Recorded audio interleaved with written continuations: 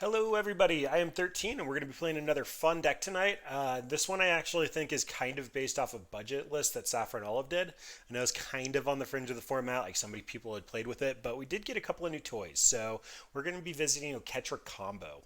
So call this combo deck might actually be a little bit ambitious. It's just some card synergy that works out pretty well.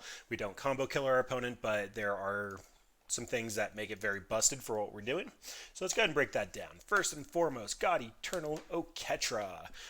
5 mana for a 3/6 double strike. Whenever you cast a creature spell, create a 4/4 black zombie warrior token with vigilance. So that's going to be the main thing we're trying to abuse. And then when God Eternal Oketra dies, we can chuck it 3 cards down in our library. So we'll have the ability to keep redrawing her if it's the only one that we have. I think it's a her. It's a cat. I'm going to go with her. But the original version of this deck was actually just Oketra's Monument. So Oketra's Monument is 3 for Legendary Artifact. I'm going to forget that's legendary at least once tonight. I know that's going to happen. But white creature spells cost 1 less to cast. Whenever you cast a creature spell, create a 1/1 white warrior creature token with Vigilance. So God Eternal Oketra got roided up. We're making the Eternals for Bolus. Then Oketra's Monument will create just regular tokens for us. But then we have a couple of ways to get a lot of value just from casting a couple of cheap creatures. So White Mane Lion with Oketra's Monument is going to be 1 to put White Mane Lion into play and return it to our hand. And when we cast the White Mane Lion, we'll get the 1/1 token. And if we have Oketra out, we'll also get the 4/4 token for every white mana we're able to invest in this. So because of that, we're not running any of the Canopy lands.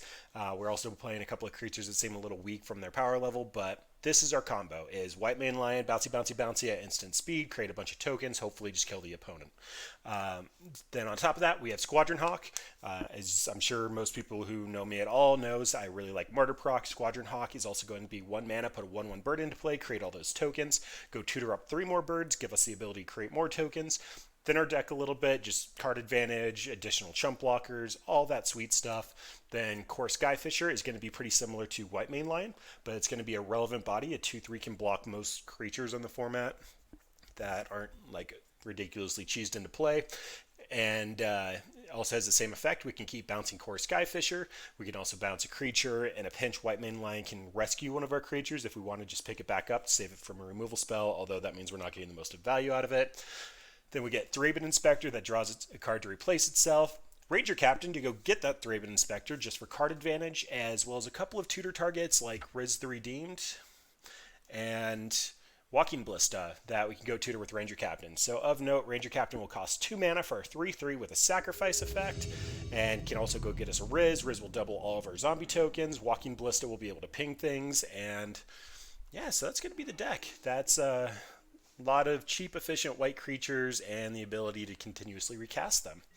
So we got our pairing up, and my window's all kinds of busted, so that looks fine. Let's make you just a wee bit longer. And this hand is a Giver, a Squawks, a Monument, a Champion. This has enough cards to get going. We don't really have any interaction for the opponent. We're also on the draw, so we could definitely die turn 3 on Modern, but looks like Devoted Druid combo. I do have to give some opponent respect. I definitely like their start. I will mirror it to the best of my abilities. If they play out a part of the Devoted Druid combo, I'm going to run out the Walking Ballista, otherwise Uriok Champion, just because this doesn't have a colorless cost. And ooh, actually, so a couple of options here. If I don't draw an untapped white source next turn, I'm not actually going to be able to do anything, so I might actually just go with the Mistveil Plains. Geez, I really like opponent's start. We're doing the best we can to mimic it without the green. Turn off auto yields. I didn't F6 on your turn, I F6 my turn.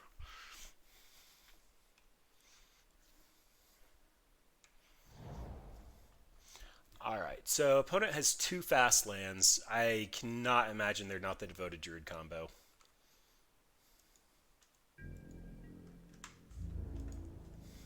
I highly doubt this is a chord for 1 at end step. Okay, Skyfisher means we actually get to start going off. So I'm not expecting the opponent to have any interaction. We'll tap out for the Catcher's Monument here. Opponent's likely going to Eldrami's Call, but they didn't. Horizon Canopy.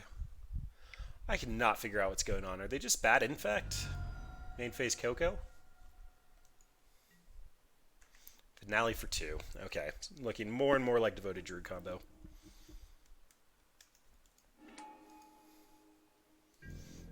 Yep, that's a Devoted Druid. Alright, so that's pretty decent. What this means is I can run out the Walking Ballista for 2 and actually kill a Vizier through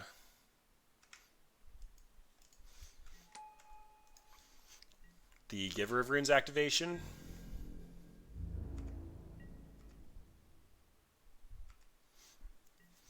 But it's very possible they just slam a Vizier, go infinite, and don't care about what I'm doing, so hopefully they just don't have a payoff. Given how slow their start is, they've got to have a real payoff.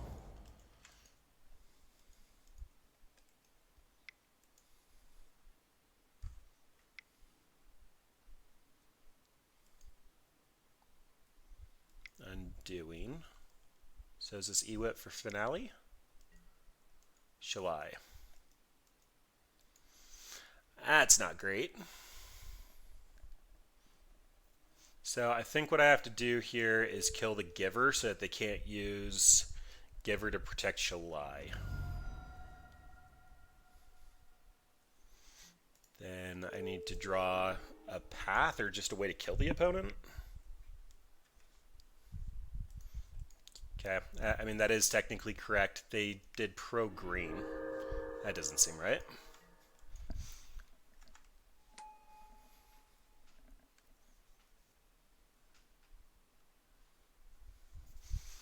Well, we get to cast a lot of things, but it's possible opponent just combos us next turn. Or even right meow.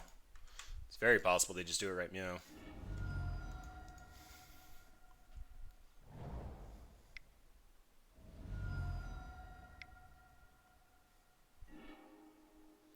Eldritch Evolution. So they can get the Vizier here.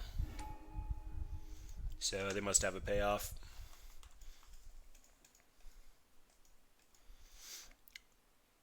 Sacking Walking Ballista still feels like the correct call.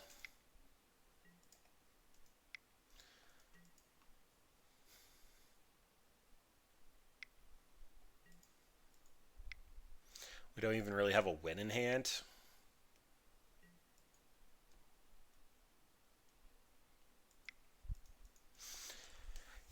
And we get to wait for opponent to either get to 40 mana for a Walking Ballista or show me a Finale or an Ewit.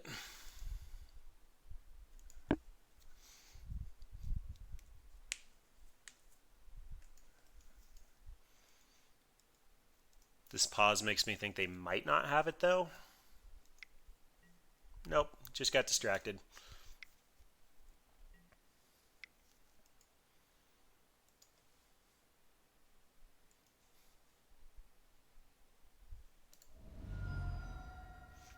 Pain Life.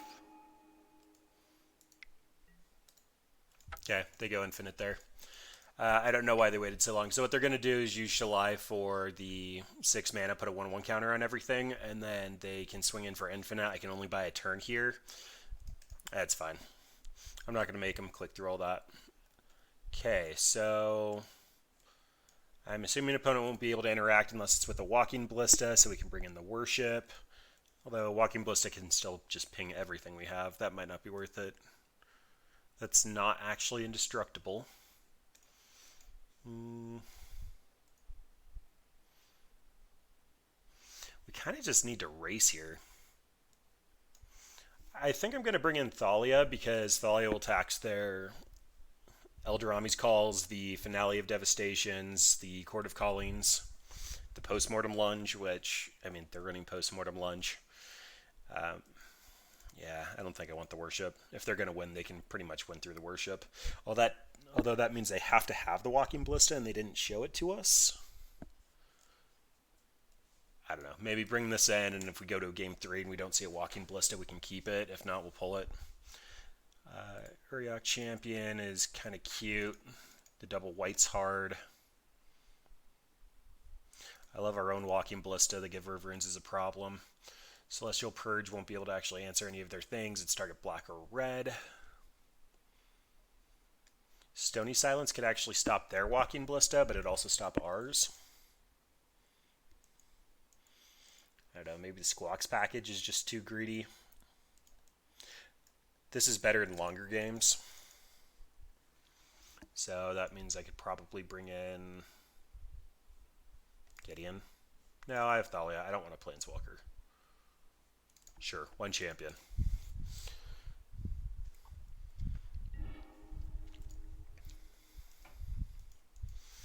Giver into Walking Ballista, into Oketra's Monument,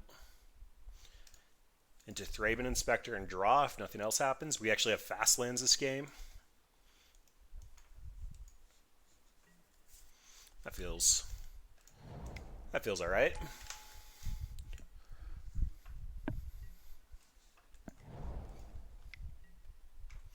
Noble Hayok. All right. Well, I think I don't bolt the bird here. Okay, path means I have to.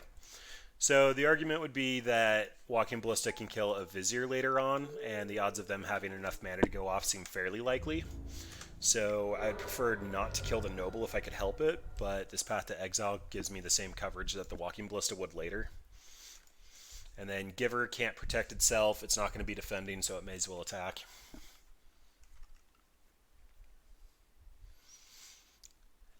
If the opponent's only on 1 land here, that Walking Ballista is probably going to be the play that wins the game.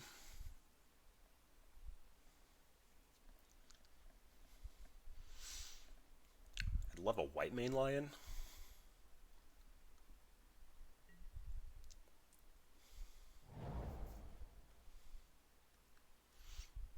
Alright, well, opponent's got their mana. And Legendary Monuments.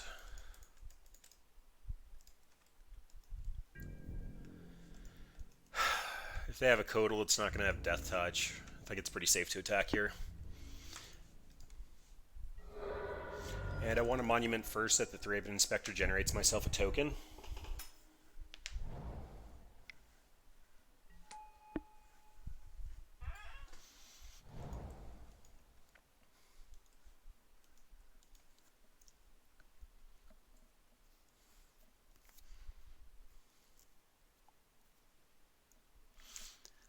I was very close to putting the Devoted Druid combo in the stack. I was very close.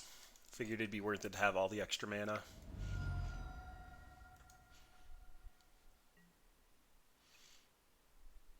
Okay.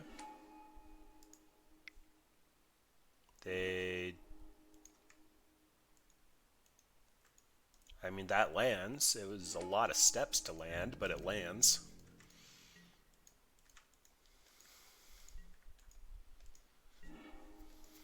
Oh, look at that.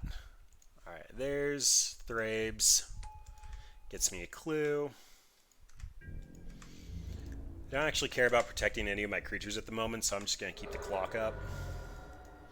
Then I'm going to wait. White Mane Lion has Flash. I can always just put this in twice to create 2 tokens. I can put it in once and crack the clue, or once in Path. Or I can crack the clue.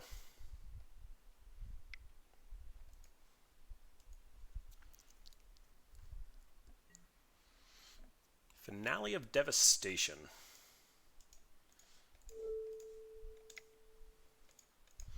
That may have been a bait.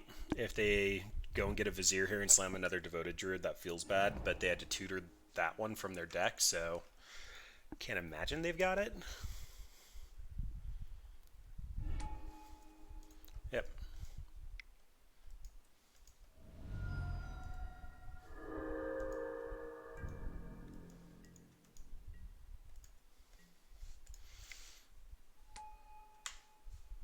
Alright, White Mane Lion enters. Pick it back up. Ranger Captain of Eos.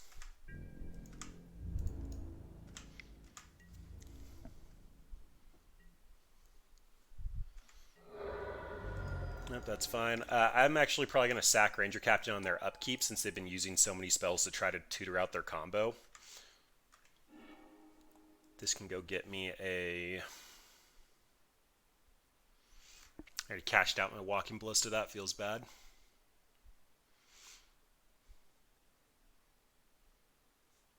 I guess just a Thraben Inspector, so if I need to, I can try to draw into removal. Then let's sack this. Turns off sorcery speed payoffs and the ability to tutor for Vizier if they have something in hand.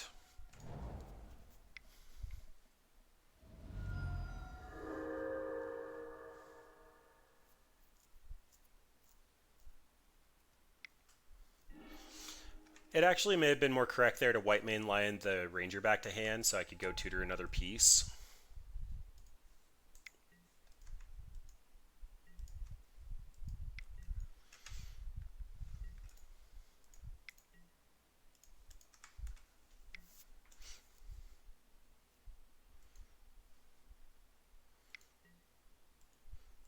Now I'm really curious if opponent actually has a payoff here or if they forgot that the Ranger Captain's effect is in place. Because they can't cast non-creature spells.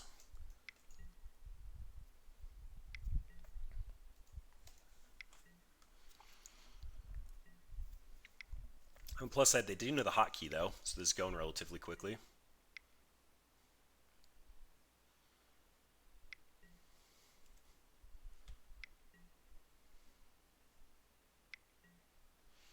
Show me Walking Ballista.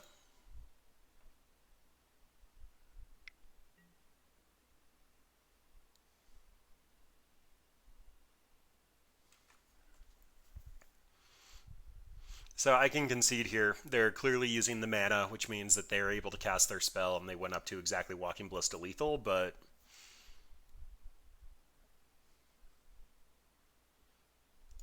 Yep. Alright, GG's opponent. I do have to say that's a little bit of lucky running on their part, but they are playing a fast combo deck, and we only had 2 pieces of interaction, so by all means, they get it. Hopefully the next one goes a little bit better. Alright, let's go ahead and... This hand is awful! I mean, it technically has some combo in it, but who wants 3 Squadron Hawks in their opening hand? Not this guy. Not this guy. Yeah, I guess we keep this. So, because it's conditional, I'm going to get rid of the Uriok Champion here. Also, because I have the 3 mana for Oketra's Monument. I could have easily tucked one of the slow lands, but I'm kind of just hoping that I draw another untapped source. So, this deck really appreciates a lot of mana at a time.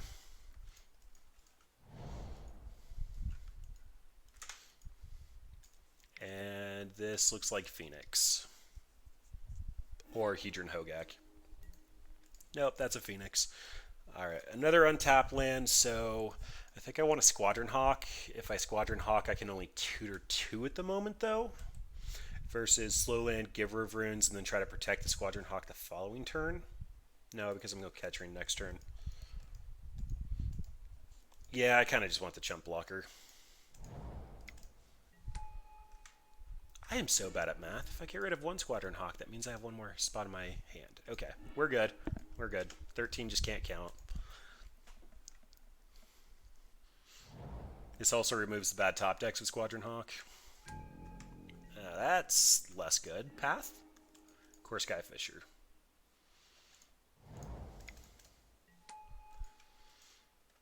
Okay, well, opponent has 5 cards in hand. I'm expecting the Thing in the Ice to flip and the Phoenix to come back at me, but if for whatever reason they don't flip Thing in the Ice but bring back Arclight, Squadron Hawk can block. I think we are at least a little bit favored if we survive this turn. Just because we'll be able to drop 4 Squawks and get multiple chump blockers for the Awoken Horror. In fact, the Giver is going to be able to protect one of the Squawks so I don't keep losing it. And I have the Misfell Plains So I can start tucking Squadron Hawks and have infinite blockers if they do answer Giver.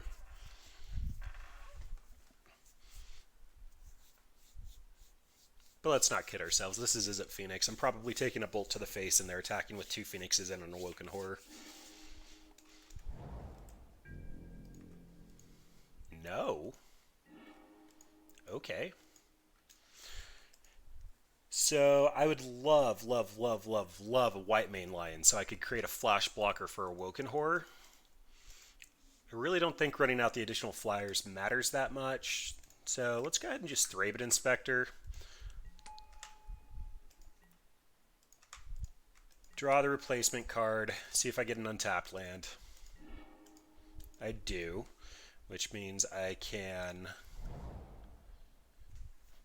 If I core Skyfisher and they flip Thing in the Ice, it's not really going to benefit me that much, so I guess just Giver of Runes, try to get something in unblockable the following turn, or eat their removal spell.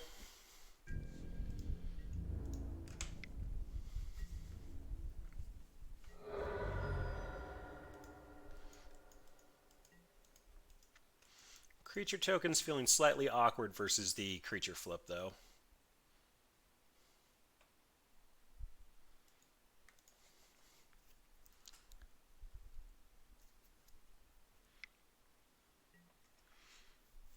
Alright, the cantrips begin.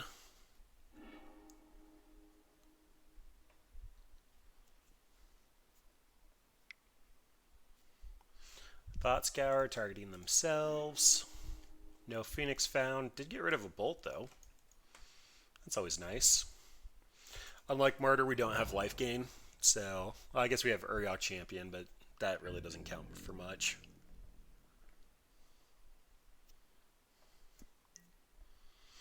Alright, so good play from opponent here. What they did was they actually left Thing in the Ice ready to flip after I spend one more turn committing to the board. So I really want to find a white main lion here to kind of just give them a nice little... That's not going to work, but if I don't, it's going to be a little awkward. Or they actually flip when I attack, so I should probably stop committing here.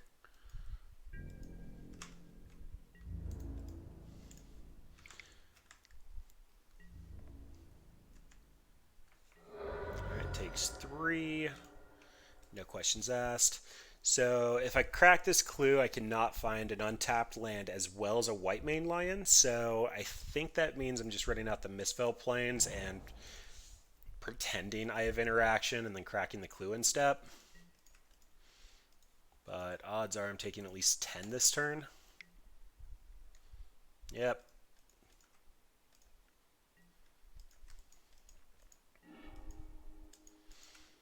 That hurts. Now I have to discard the hand size.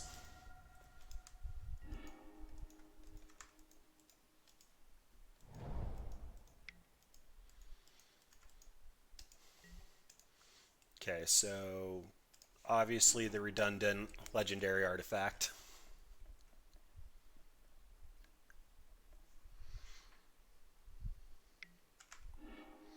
Thought Scour does not find an additional Phoenix. At this point, they're likely holding one in hand. That looked like a flashback Faithless Looting. Yep.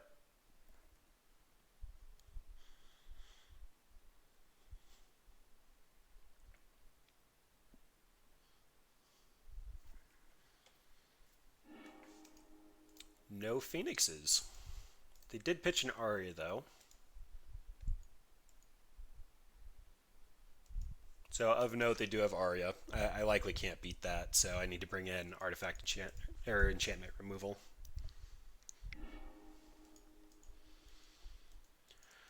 Oh boy.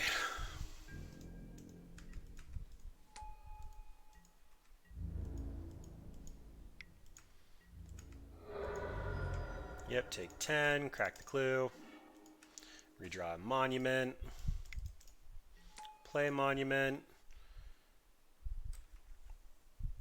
So I can only drop 2 things here, which means I'm going to be chump blocking this turn and then hopefully trying to do something next turn.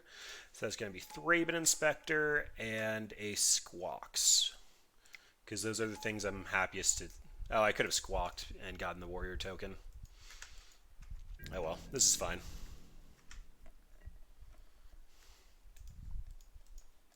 So 2 bolts are down. And another thing in the ice. 3 cards in hand.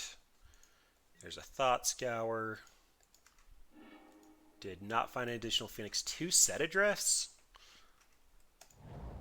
I'm not sure what opponent's doing. But they're trying.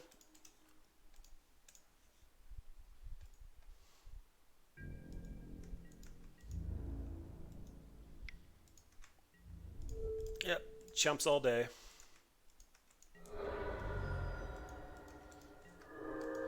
Ijano. Okay. That's not bad, except for the fact that we don't have a legendary creature. This is in here to protect Thalia against exactly this deck, so you can't get gut shot or lava darted. I think I just want to find a...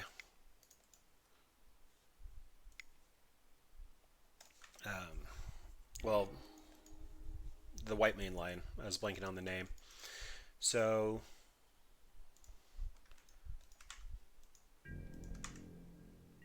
let's go ahead and attack in. Should get 1 point of damage in for free here.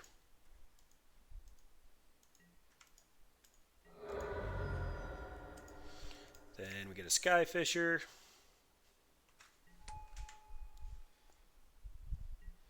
I'm actually going to pick up Thrabe since we have another Skyfisher up here. This gives me the opportunity to try to draw an additional card.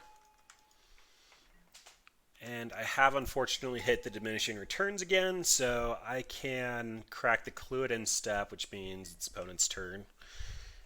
And if they get to flip the thing in the ice, we dead. It's pretty much that simple. Serum Visions is a pretty good start for opponent. 4 cards in hand. I just assume they're going to get there.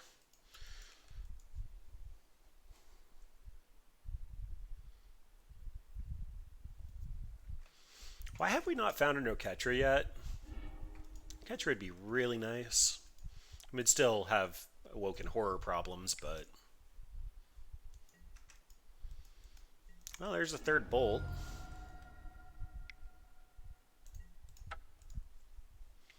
Alright.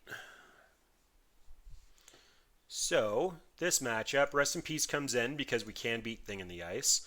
I like Celestial Purge to get rid of Phoenixes just because the recursion's kind of a problem. They can deal with Worship.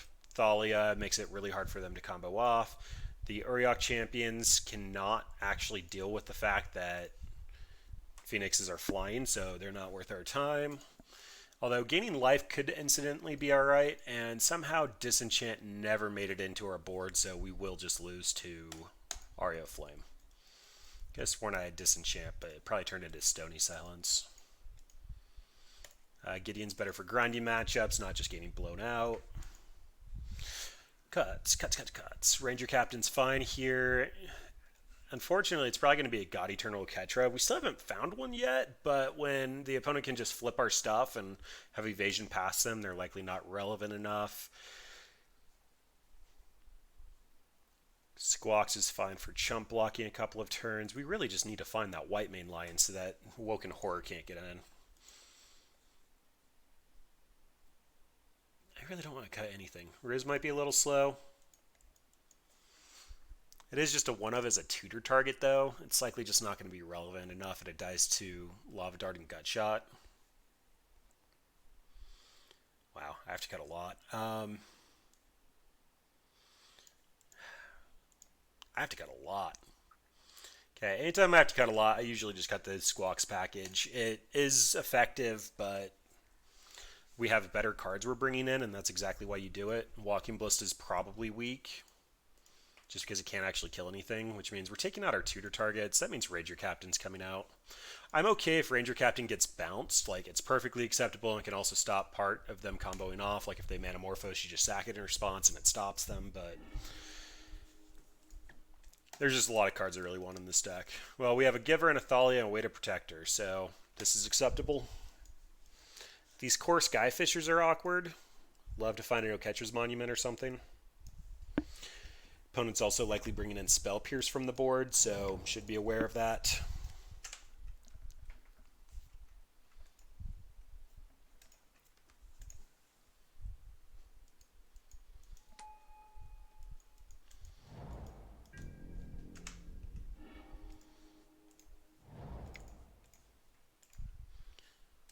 And if they have a bolt, they're going to point it at Give Her Right Meow.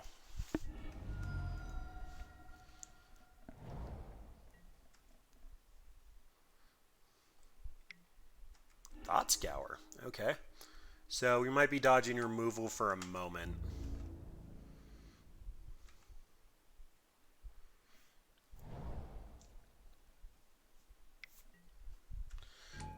And there's Titty.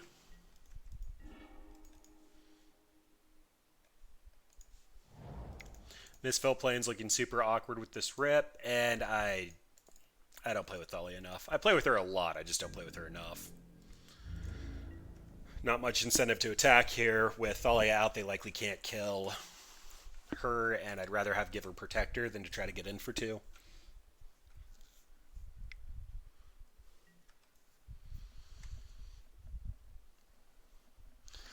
Sequencing makes me think opponent might be missing a land. No, they got it.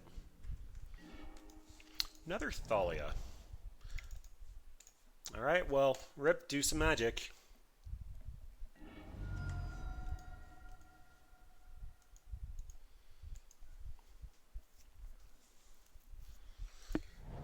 So, Ketra's Monument would be great.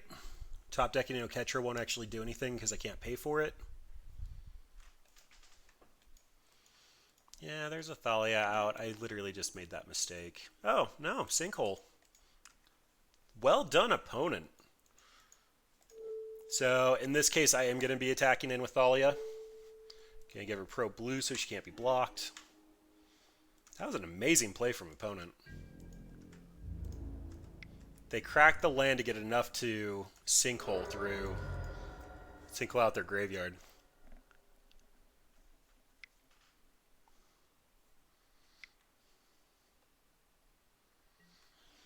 Alright. Well, might need to start dealing with a Titty here.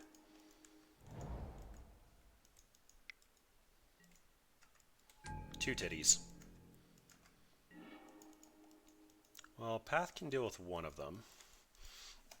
So, Thalia, Path.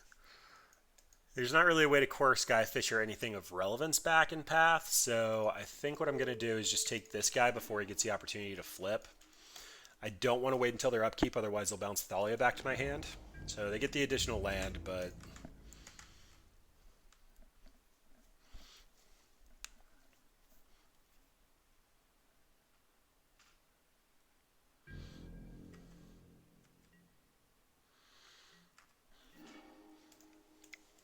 mildly surprised at the fact that opponent hasn't put out a Phoenix or anything yet. And I'm doing this so I can get evasive attacker out, plus opponent can actually start hard casting Phoenixes, and this blocks pretty profitably with a rip out. Okay.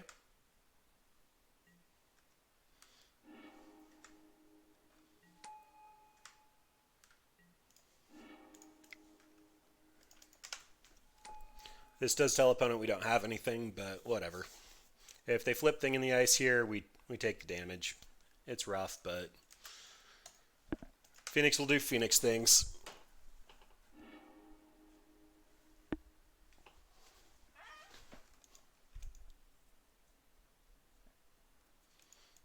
Alright, you've got Faithless Looting into a rip. That gives me the read that they're not doing anything overly productive at the moment. Yeah, the Delve doesn't help a ton. They found the third Thing in the Ice. Well, I guess they have seen half their deck.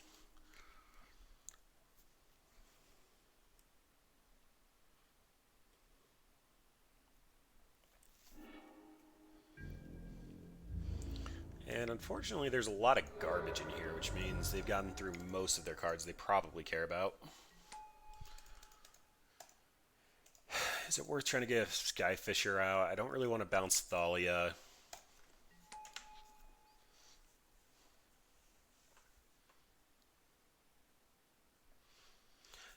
This Thalia is 100% chump blocking. I don't want to go to double bolt range, and I do have a replacement coming.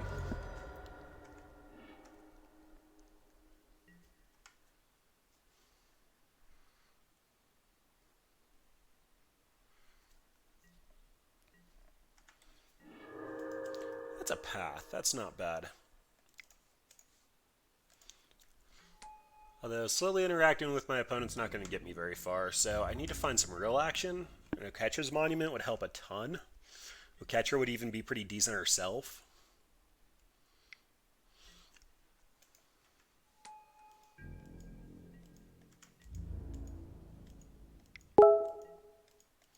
Okay, so this sequencing is going to be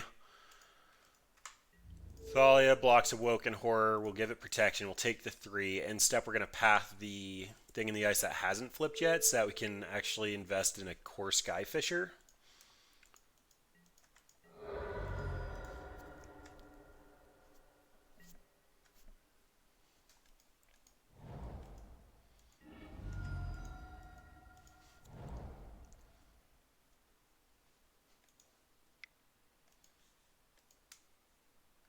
Flame/Giver. Yep, that's fine. I'd love, absolutely love, a White Mane Lion so I could protect Giver of Runes from Flame Slash, but apparently our deck just does not want to cooperate at all. Oh boy. Alright, well, we'll get our beats in. We will Core Skyfisher, bounce Thalia, replay Thalia so she could get eaten by the Awoken Horror.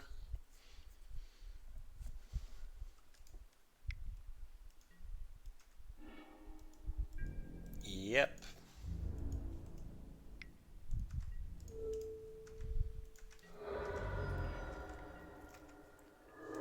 Squawks! Oh, but it cost the full 2. Okay, so double Squawks, double Chump Block. Well, I don't think we're actually going to be able to do much to stay alive here. Our line to actually win this game is going to be Squawks, go tutor out 3 more Squadron Hawks. These 3 Squadron Hawks will eventually get played, but for now... Oh, that was bad. The Awoken Horror kills me. What can you do? We didn't see any of our other synergy pieces, though. Phoenix just doing Phoenix things.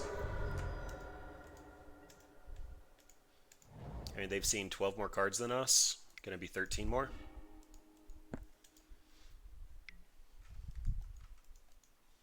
Oh, plus a sleight of hand, so they put a couple to the bottom.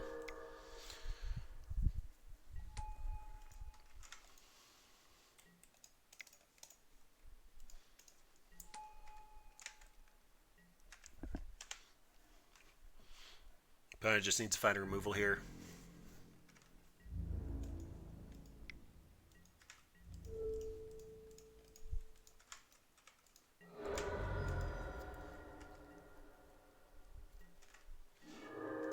Ooh, that kind of gives me a shot.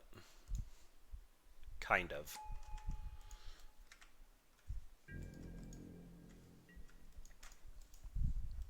Not a great one, but...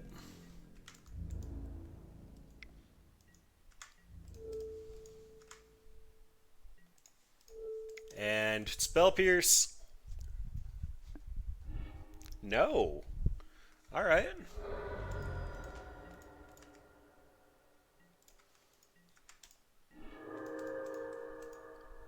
Alright, well, this is slowly piecing together to something that can work. This Squawks is going to die, and then the next Squawks will be able to be protected by Giver of Runes. A Bolt won't kill us, although there's 2 left in the deck.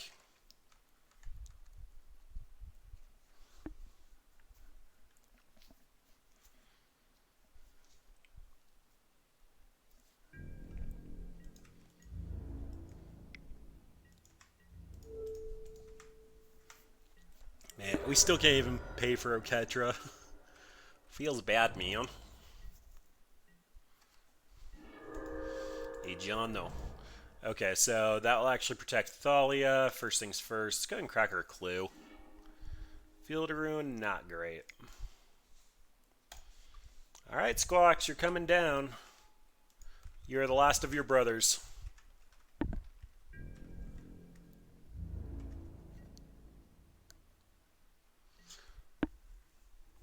If opponent had a removal spell, they would have used it by now, but if they have it, they can remove Giver of Runes and wipe our board again, leaving us with only a Thalia.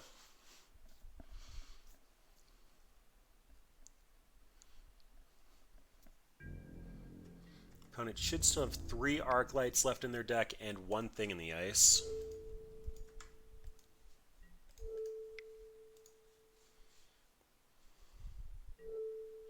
Pro Blue.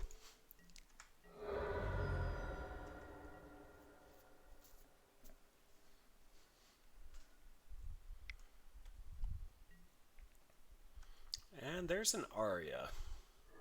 Okay, well, without a disenchant, that's going to kill us very quickly. Can currently attack for 2, but that leaves us open to the Awoken Horror.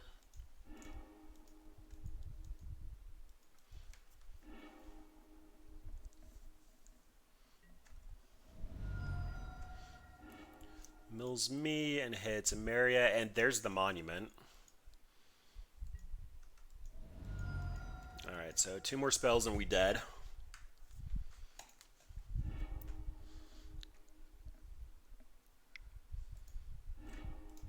Yep, not even going to make him cast the other one. Alright, well, Phoenix did Phoenix things. Overall, not a great start for Oketra Combo. But I do feel like we put up enough of a fight. Like, we have some cards that do things. White Maiden Lion still hasn't shown up in 4 games. That's probably the most disappointing thing that happens here because it's our strongest combo piece. Maybe need to mulligan a little bit harder for that. And the Disenchant does need to be in the side. I don't think we necessarily care about Stony Silence. Yes, Walking Ballista can hurt our deck quite a bit, but we run 1. We don't necessarily have any other artifacts that have activated abilities. We just care about sticking a Monument. It also shuts down our Thraben Inspectors, so the more I think about it, those Stony Silences should have just been Disenchants or Invoke the Divine or something akin to that. Our 2-drops aren't necessarily that important, so getting Chalice on 2 shouldn't matter for Disenchant.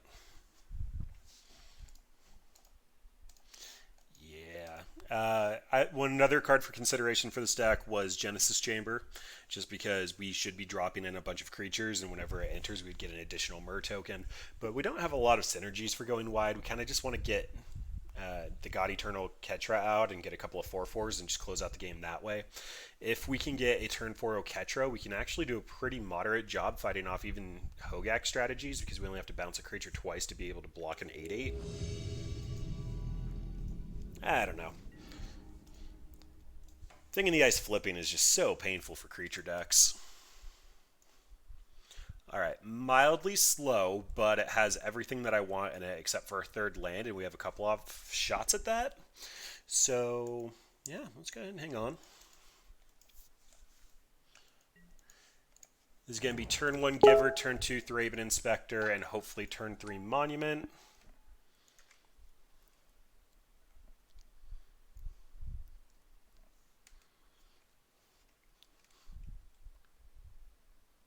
Robertson. That's an interesting name. Is that Sidisi? Kadena. I don't even know what that is. That could be a problem. Kadena is the new Morph Commander. She does look a lot like Sidisi. Alright, odds of us getting Blood Moon like a chump. We do run a lot of non-basics, but probably not enough to actually get locked out by Blood Moon. Anytime there's a turn 1 Arbor Elf and you have no interaction, it's a little scurry.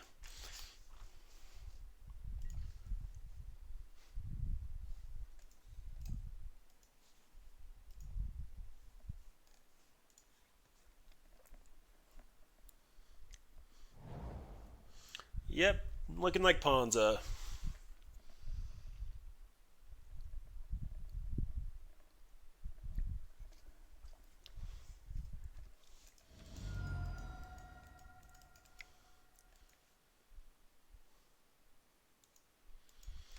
All right, what you got? I know a lot of Ponzolas have been running Trinisphere. Yeah, okay, that's fine.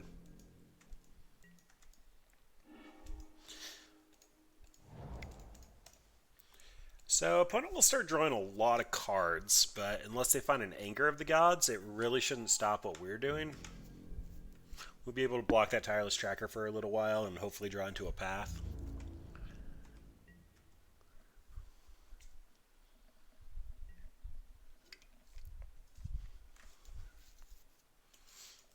It is heartbreaking, though, how much Blood Moon hurts right now.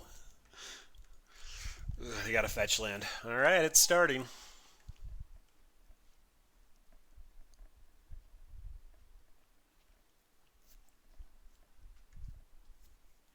Turn 2 Tireless Tracker can do some work.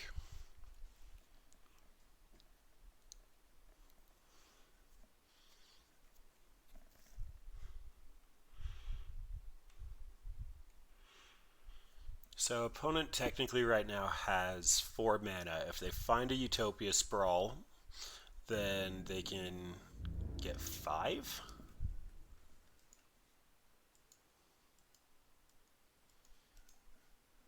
That's probably not going to be as productive as you want it to be.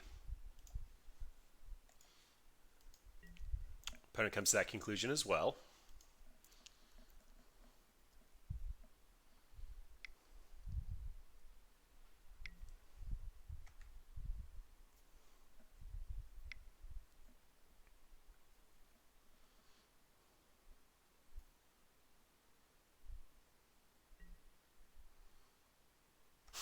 Alright.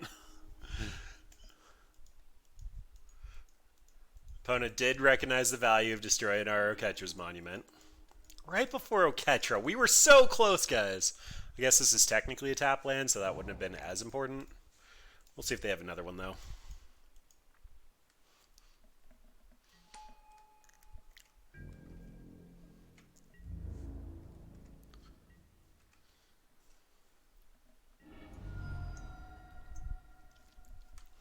I'd love a path. I don't want opponent to keep getting clues.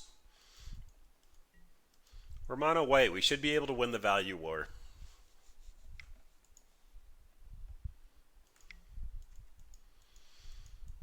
Alright, this looks like Acid Moss. Oh, it's a Karn.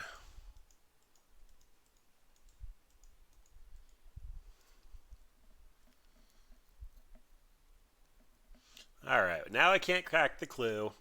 And now I don't think I do enough damage to keep Karn off the table if opponent can figure out how to get more mana for Mycosynth. And they also just get a Stoner in us, which means it's got a Eternal's not going to come down.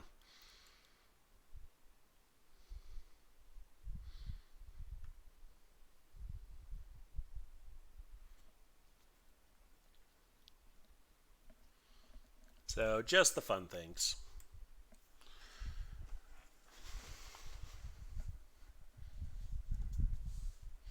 Fact opponent hasn't chosen yet. It's a little intriguing. So they can get Pithy Needle and Name My Giver. They could just get Liquid Metal Coating and target the Giver, and then I can't activate it, which is a little bit of an uphill battle. Just because I can activate it in response to the Liquid Metal Coating. That's another Giver. So I slam Oketra. I'm currently winning on the ground. I can attack in through... Yeah, I don't really think there's another option. 3/6 double strikes, about as good as it's going to get here. Then opponent shouldn't have enough to Mycosynth Lattice me. If they can't get a red creature on the battlefield, I can just make it pro-green and kill Karn. And even if they start messing with my stuff, I can start white mainlining for 1 and just create a bunch of 4/4s.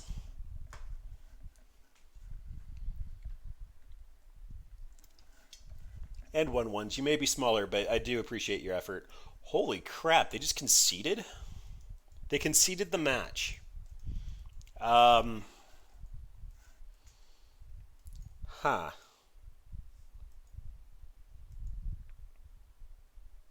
That's unfortunate. I was about to start doing fun things. Opponent apparently doesn't like fun things. They like land destruction. Alright, well, we move up to 1-2. I honestly wish we could have played that out because it was about to get all kinds of fun with the white main lion. Even if they destroyed a land that turn, I was going to make 3/4/4s and kill their Karn. But instead, they scooped the match. So that's a thing. Maybe a number of pithy needles in the side would actually probably be appropriate for this deck. Just make it so that we can call something like Karn and just not have to worry about Planeswalkers since we don't put much pressure up unless we're starting to combo.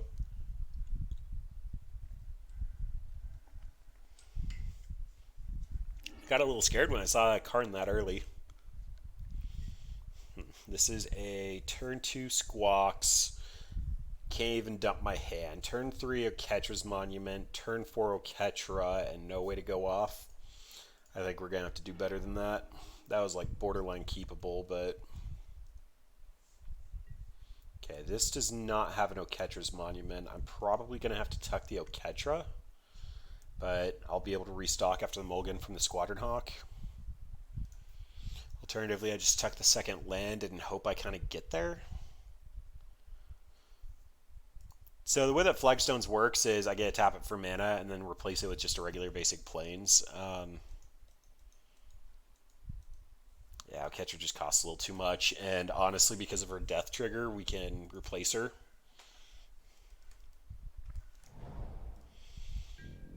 Alright, another Windswept Heat. Okay, so that's a little heartbreaking, but we do have the combo, so can't get too mad at that.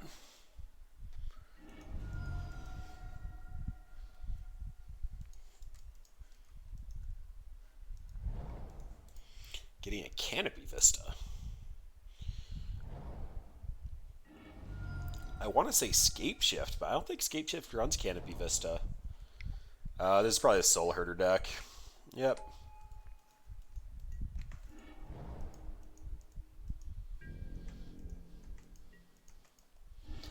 Alright, well, we have removal. That's all I can really claim at the moment.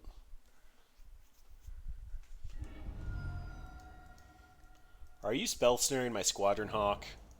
Nope. Okay, Prairie Stream. So weird. It has to be budget. And I'm only going to get the 2 Squadron Hawks so I don't have to discard the hand size. There could be an argument just to filter it down because I don't want to top deck another one, but I'm going to have a lot of 1/1 creatures, so I don't necessarily... whatever. Watcher.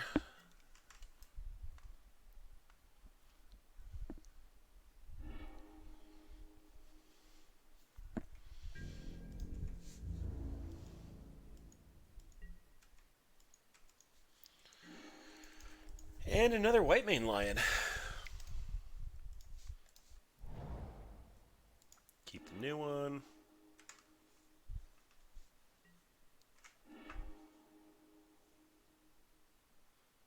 Because it's entering tapped, I'm grabbing a Mistveil Plains because that enters tapped anyway. Catcher's Monument.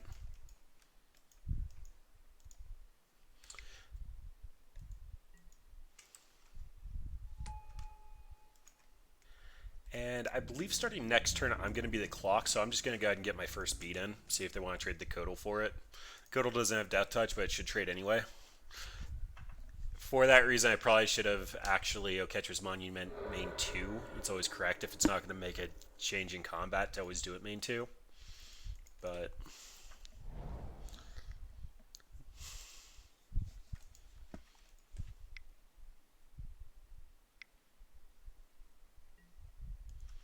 Venser.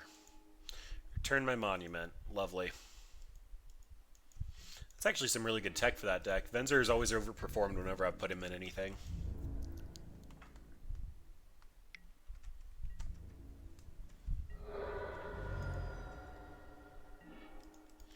And there's Oketra God Eternal. So I actually can't do that. I was going to just rerun the Oketra's Monument, but if opponent has a Soul Herder here, I'm going to be in a lot of trouble, so I'm actually just going to run out my... If I run out Squawks, I can't tutor the last one.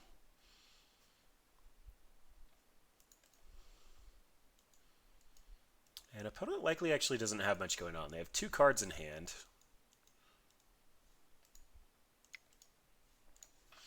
Alright, whatever. We'll leave the last Squawks in the deck.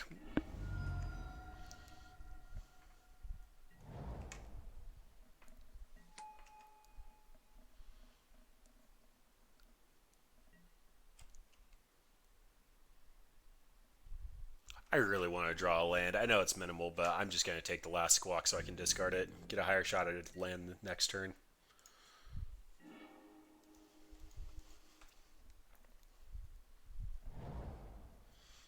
And then I have a path pointed at Venzer, but if they get a Soul Herder, it's going after Soul Herder first.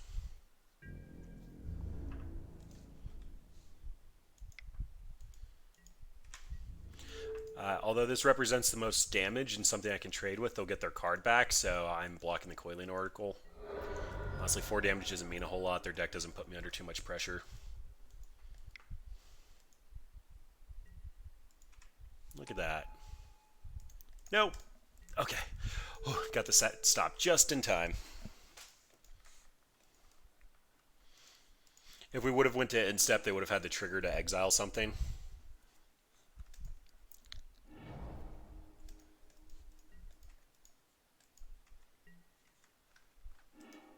Oh, and look at that. We got the land.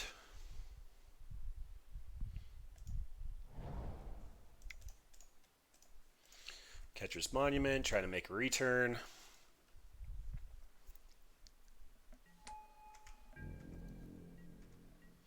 Then I can white mainline to make a token, but more than likely I'm going to hit the Venzer. I really don't like the fact that they can flicker this. This is a very powerful effect.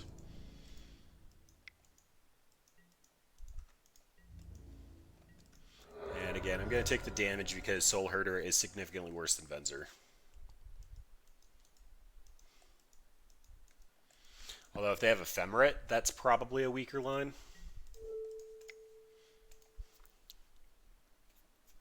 Because they can just Ephemerate Venzer.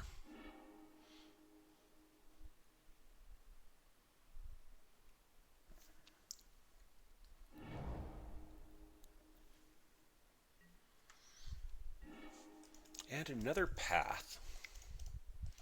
Alright, well, I'm getting a read that opponent's not on much, so I'm just going to God Eternal Oketra. I would prefer to Oketra, and then if they try to remove her, white mainline, bounce it, but she's going to get tucked to the top 3 cards anyway, so kind of just got to start committing for it.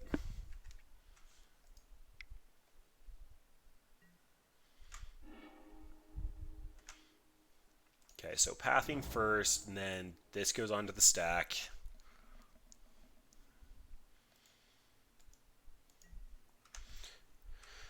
We will put her up there, and then it's on opponent. If they have a Soul Herder, things go downhill pretty quickly. And by that, I mean they just draw a card, and then I path it. I think opponents hit a land every turn, though. It's turn 7. Well, they had Coiling Oracles and paths and shenanigans. And I think it is time I've got to give them this. If this is a Soul Herder, they'll cast it, I'll just path it.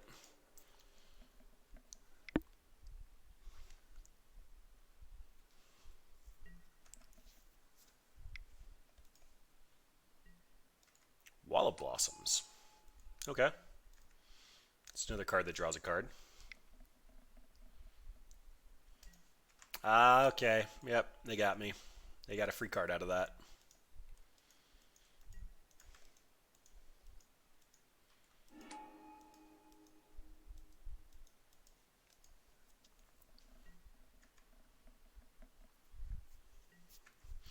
Then, because Force of Negation's a card, and I believe Seth's list had 2. I'm not actually looking at it, but I believe it had 2.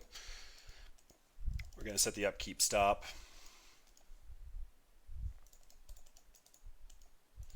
Actually, I'm not going to Oketra. Opponent should know I have it if they're counting the top cards correctly, but I'm just going to go for white main line and put a ton of tokens on the battlefield. I guess this wouldn't matter for Force of Negation because they could just hard cast it. Yep.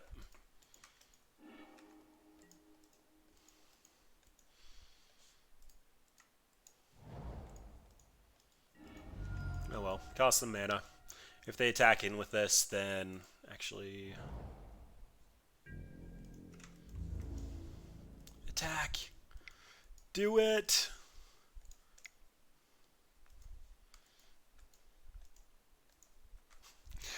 Oh, white main lion, never change. That prompted the concession. Opponents don't want us to have fun. Alright, opponent does not have red or black cards, so that's out. Thalia probably is out. I do like Uriok Champion in this matchup strictly because it will gain life whenever they blink a creature. Although opponent's likely going to go infinite if they're going to do anything. Rip will stop the Ewit combo, and then they just have dorky creatures after that. Elspeth can actually kill Soul Herders, but it can also get Force of Negation, so that's probably not worth my time. I don't think it's worth it for Ephemerate and Force. Like, opponent did flood out pretty hard last game. Ranger Captain is relevant here. Of course, Skyfisher's slow, but it works.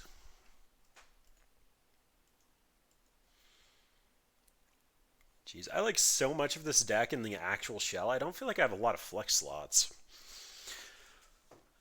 God Eternal is going to be how we win most of our games. We probably just need 4 of these. I figured because of her death trigger, but we need to draw one, and we have not seen much of her, and every time we've cast her, she's essentially won the game. Last game is about the only exception, but she did come back, and the opponent knew about it, which is why they conceded. Squawks is still fine, White Main's fine, Uriok Champion probably is actually the cut. I do like it to gain life, but eventually their Soul Herders will get bigger than the amount of life that we gain from their creatures entering, so that's probably the cut, and then maybe just a Ranger Captain. Because nothing actually strictly wins the game. This can go get Walking Ballista that can kill a Soul Herder, but that's about it. Sure.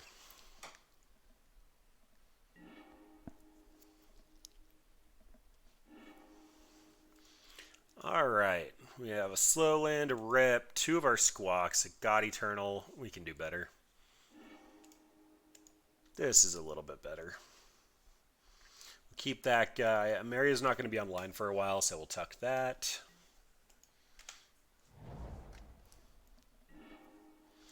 Oh, look at that. We even found the Rip. So,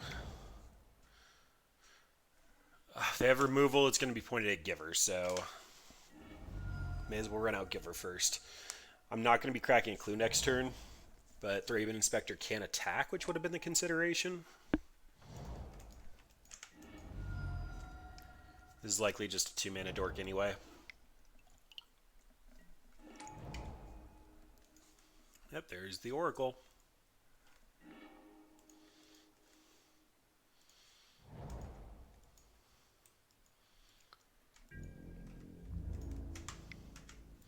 Giver will be blocking, so we're attacking.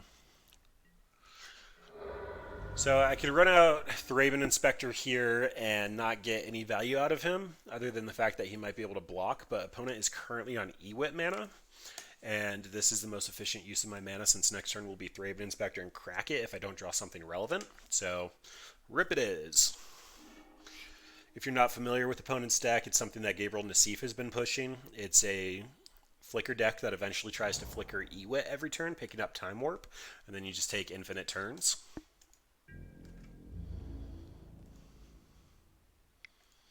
Alright, an opponent has officially crossed into 3 Snowlands, which means that the Icefang Codal will actually be Death Touch, so Giver is no longer attacking. Actually, it might be if they just run out another Oracle. Or they just want to telegraph that they have the Codal. 3 mana.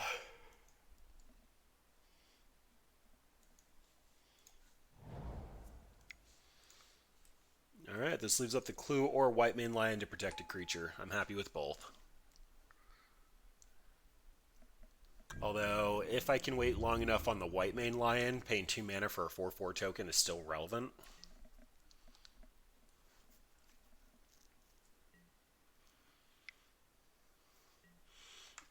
Yep.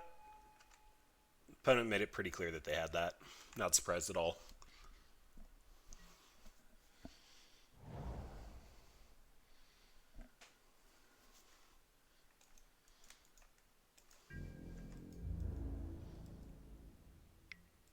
Ouch, the pain. I take one.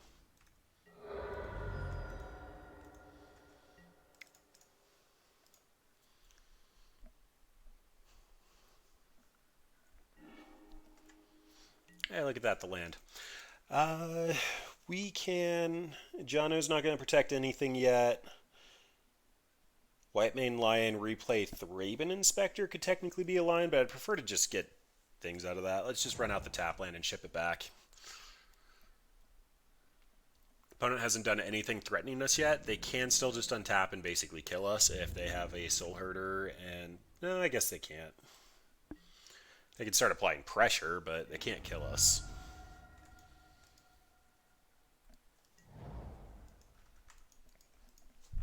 Rip made sure of that. I wish you had Flash. This deck actually might be viable if you had Flash.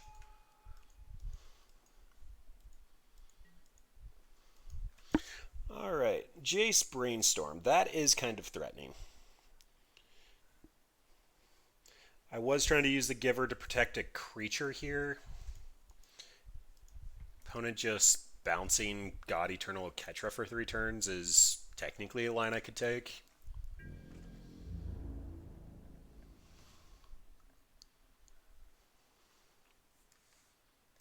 Yeah, that doesn't work.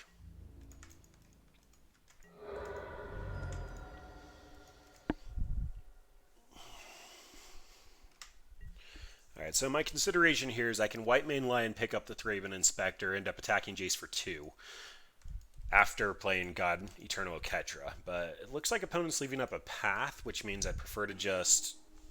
Actually, that's great. That is fantastic. Ranger Captain, post-combat, go get... There's a couple of different options, but... Another Giver is probably going to be the best.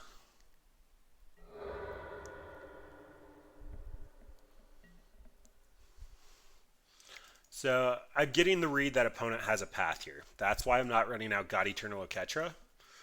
I prefer to have God Eternal Oketra after I have a Monument out so that I can at least get 1/4/4 off of her before I end up shuffling her back in. This Walking Ballista actually can kind of threaten Jace. But odds are opponent's going to path. I don't mind the land. I don't want the land, but I don't mind the land.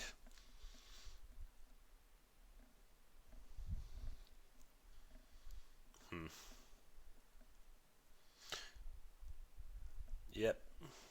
Passing. I can just protect the Ranger Captain. Or the Giver. I guess that makes more sense. So bounce the Giver. I'll still get 1 creature off of that next turn. Alternatively, I untap and Walking Ballista, kill Jace. Opponent should only have 3 paths in their deck. Yeah, alright.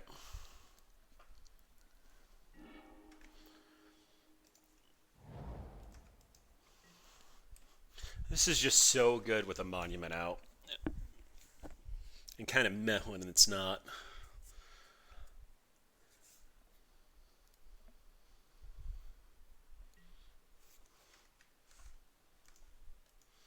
Yeah, so Jace doesn't want to bounce Ranger Captain. He could bounce Thraben Inspector, but it doesn't make much sense. Me getting Walking Ballista means I can shoot down any Codals.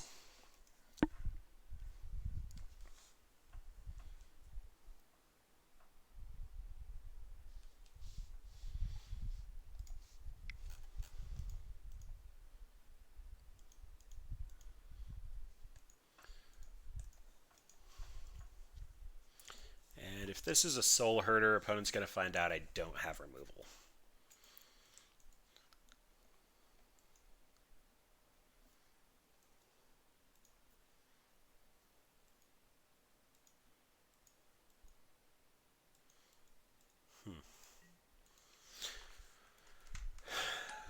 I can Walking Ballista for 2 next turn.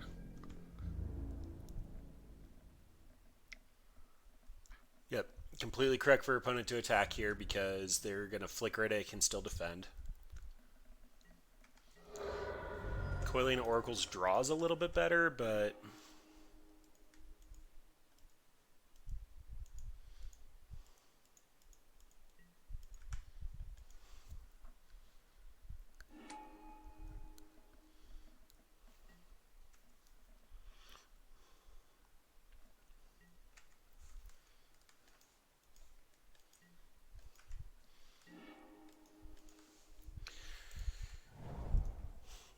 So I am afraid opponent has an Ephemerate or a Path to Exile. If they have a Path to Exile, they cannot target my Ranger Captain because I'll sack it in response. But if I Walking Ballista for 3 and try to shoot this twice and this once, that has to be my line.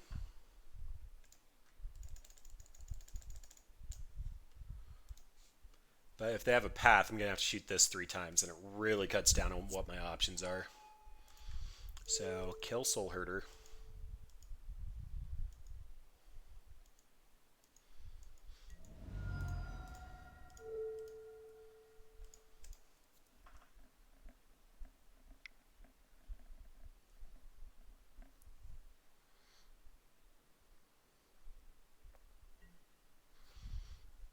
Okay.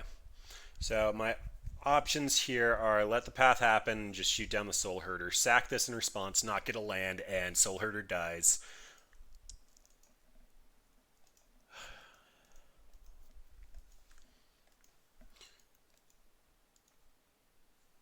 Yep, you can't cast spells. Wait, what?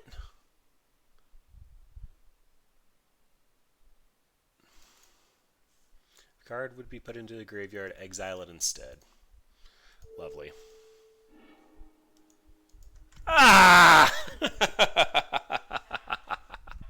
That should be a shame scoop right there. That should 100% be a shame scoop.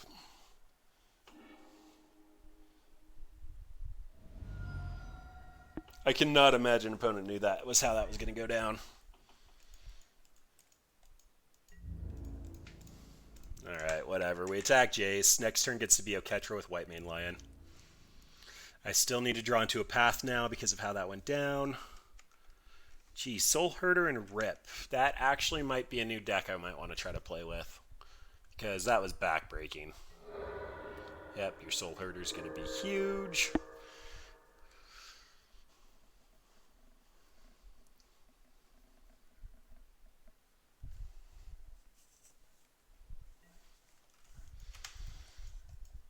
That's painful. That is so painful.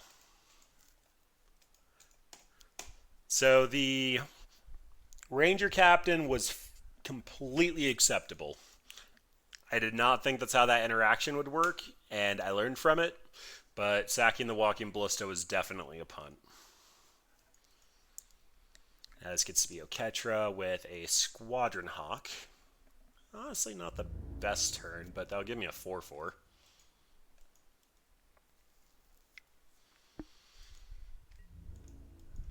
Yep.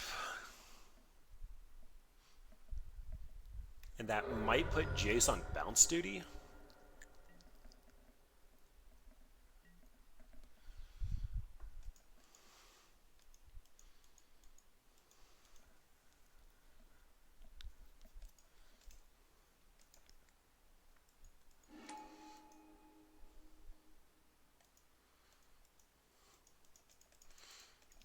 I've honestly just been sitting here trying to figure out how to do Rip and Soul Herder because that is just stupid. So that works for creature tokens too.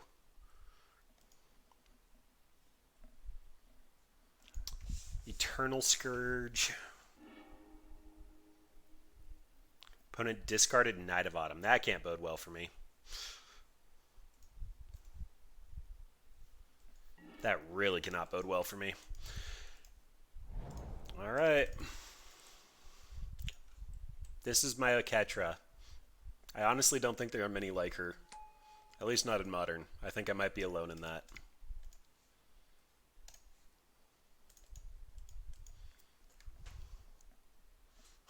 Yeah, but it decided that the Rip was helping this current Soul Herder, so they they just discarded the Knight of Autumns. That feels so bad, man. So bad.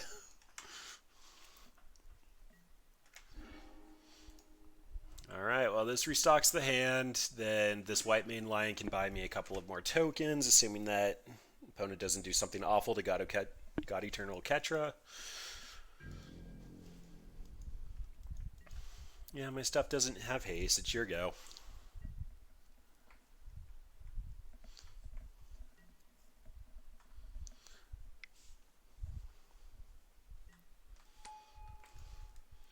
Yep.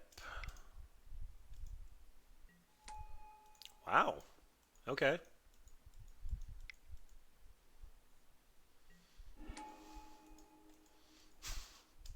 Opponent's going deep. Force of Negation has been revealed. That's why we didn't bring in Planeswalkers.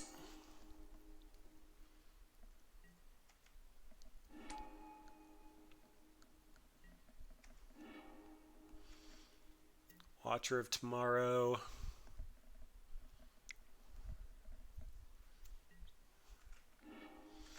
Yep, your path resolves, your Soul Herder gets bigger. Of note, that gives opponents 2 turns for free attacks, so I have to just be in front of the Soul Herder. I can't actually block the Ice Fang Codals.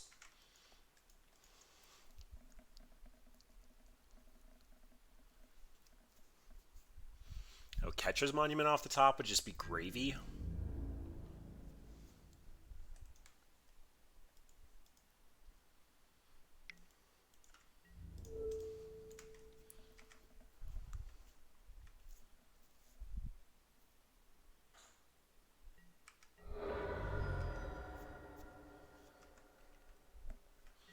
Then I honestly think we might start hitting a point I might be trying to mill opponent. Just because they're going to see so many additional cards at this point, and none of them are very high quality.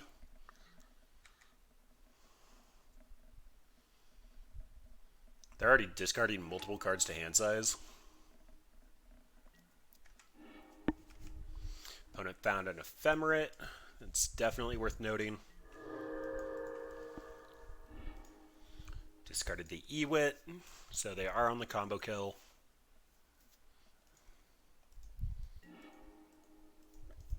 And that is a Skyfisher.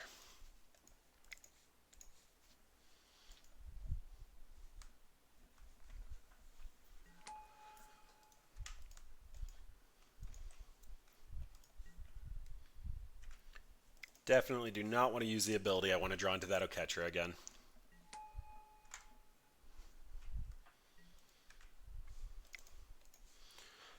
Right out the Skyfisher because it technically costs 4 mana with our current hand. Actually, it's just return a permanent.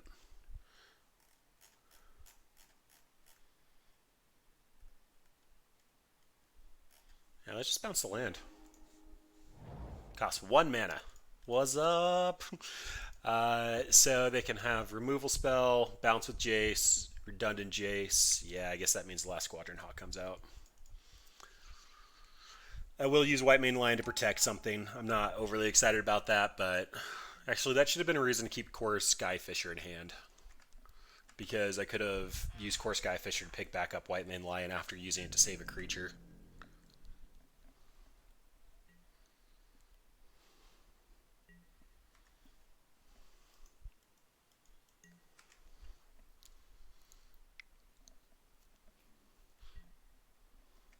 Yep. Ephemerate away, opponent.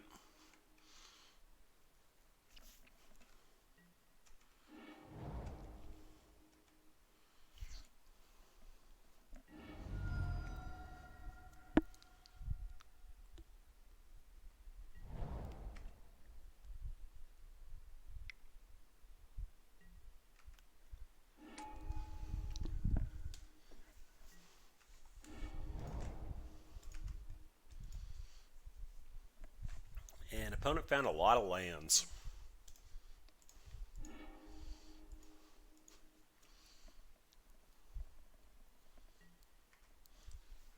Opponent still has not ran out their Time Warp yet.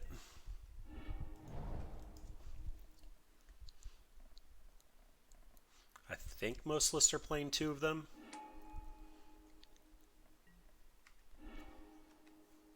Deputy of Detention. That's why we kept the White Mane lying around.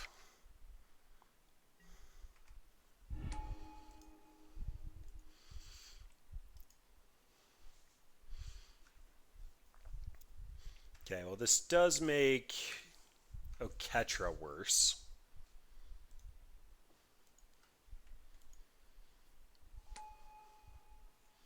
They're targeting that guy, so I'll pick this one up.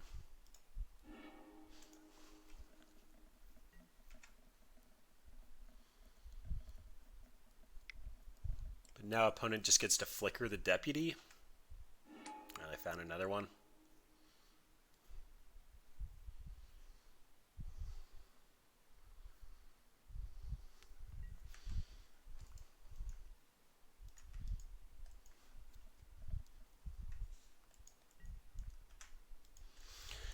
Jace is on Brainstorm, which, I mean, you're 18 cards ahead of us. I would hope you have an actual answer at this point.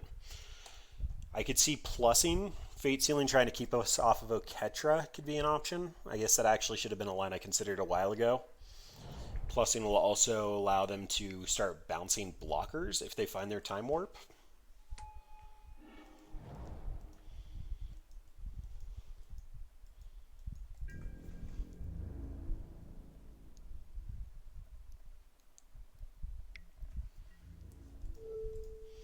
You block there. I kind of want to keep the White Mane on the field in case they draw another Skyfisher or something.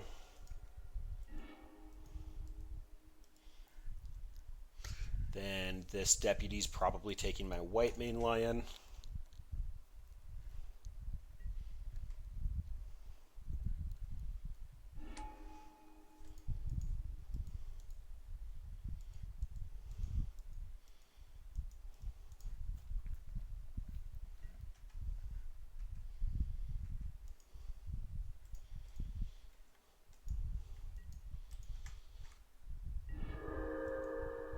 Okay, so what's going to happen is I'm going to run out the Squadron Hawk. They're just going to bounce it, cash out Jason, kill me. So we can go to game 3. I could have made opponent try to play it out and try to go for clock, but honestly, that's not engaging television. Nobody wants to be a part of that. Let's see. Diversifying names of things could potentially be a consideration.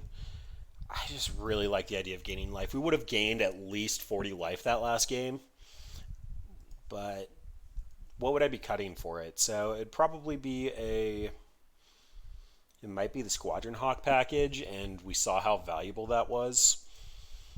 I think I might not want to be on Rip. I think I'd prefer to just try to eat these Soul Herders with removal. Yeah, let's just make that swap. That might not be correct, but we got so punished by Rip trying to kill the Soul Herder last game. And again, this is probably results biased. The fact that we got blown out by having a Rip on our side and having it affect the Soul Herder means we should have played better, not necessarily try to sideboard differently to cover that interaction. But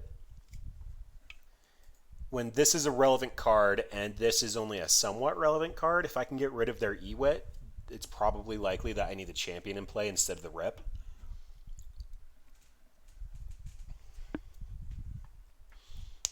Enough turns go by and we actually just would have died to all the 1/1s.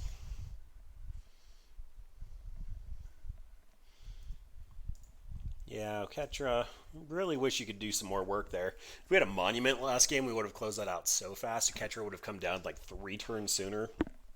We would have been able to start bouncing things with the White Mane Lion. An Ephemerate or 2 of our own would probably be reliable to at least pick White Mane Lion back up if we have to cash it out for... Oh boy, I can't keep this. We don't have any of our combo. We only have 1 white source. We have both tutor targets in hand. This is slightly better. Still not a hand I'm very excited about, but we at least get a Thraben Inspector, Squawks to refill the hand, and White Main Line if we find either Oketra's Monument or Oketra. And then that means we tuck the slow land. Yeah, the slow land. All right, White Weenies, you're at it. Go do work.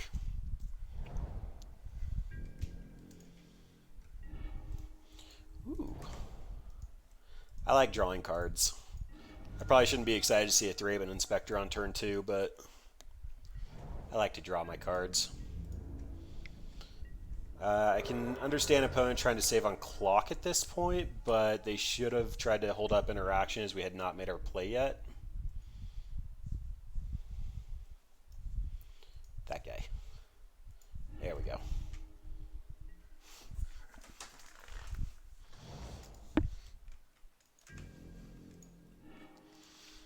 Oh, look at that.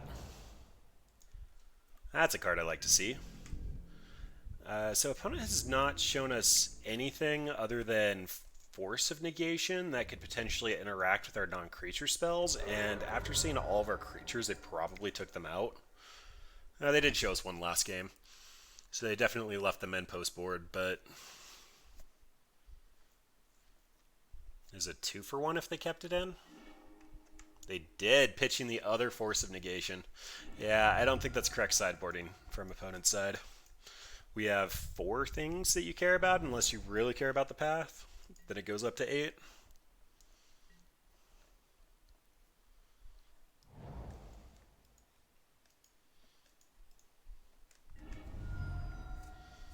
And they also didn't make a 2-drop on 2.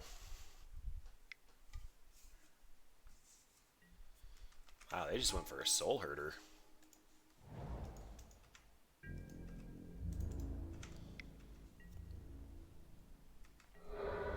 So I'm kind of getting the read that they have to be on Venser if that's the case. They have plenty of basics. This Field of Ruin not being a white source can kind of be annoying. Let's just do this. And that's a White Main Lion.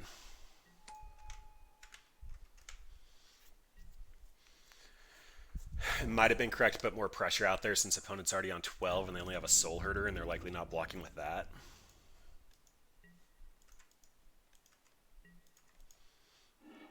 Yeah, this reeks of a Venser, so let's go ahead and get in, see if we can bait out the Venser on the Thraben Inspector.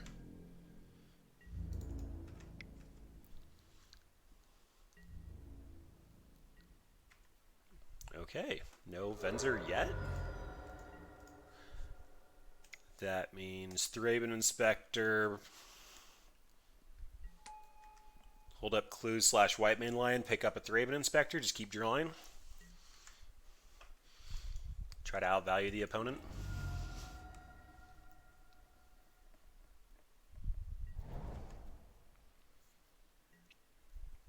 Grabbing another tap land.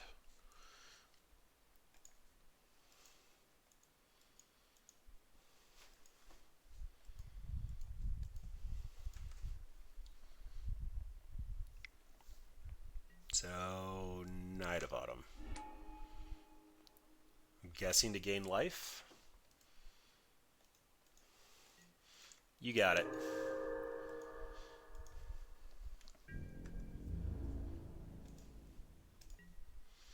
Alright, so I don't want to go to their end step.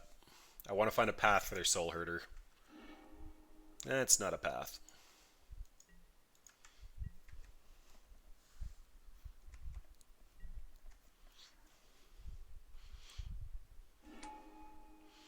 Gaining 4 life a turn against 2 Squadron Hawks and 2 Thraben Inspectors is pretty good.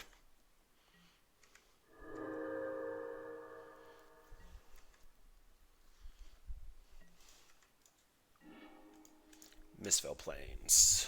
That doesn't really solve any of the problems I'm currently experiencing, so I want to pick up one of these Thraben Inspectors, get an additional clue to look for removal, so may as well get the 1 free point of damage in.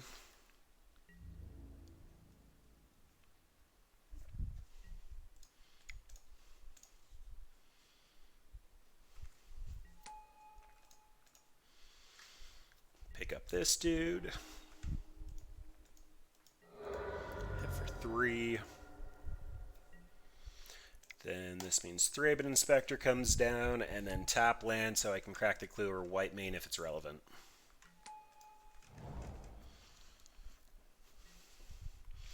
Unbanning's probably not. Yeah, but Hogak's going to get banned. No doubt in my mind. Chat, should I white mane Lion the Thraben Inspector here and double block? Get blown at by Path, and I also lose my white mane Lion. Whatever. I don't think opponent's going to be able to close this game out fast enough. You can hit me for 2. If you have an Ephemerate, then you have it.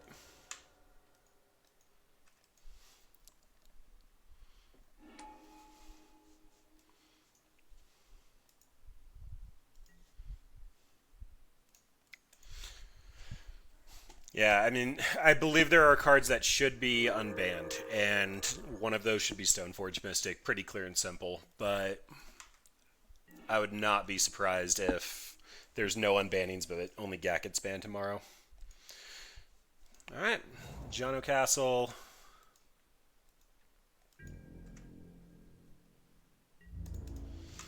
Alpha.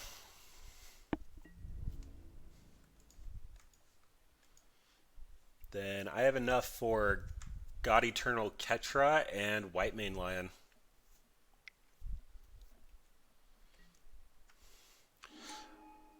And honestly, at this point, with the way that opponent's playing, it's less about actually killing opponent and more about just making sure that they're using up clock, trying to figure out how to use these triggers. So, I mean, I do fully believe that in 1 second here, I'm going to overload opponent's board, but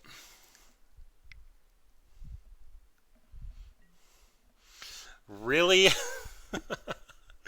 Wow. Okay, so hold up White Mane Lion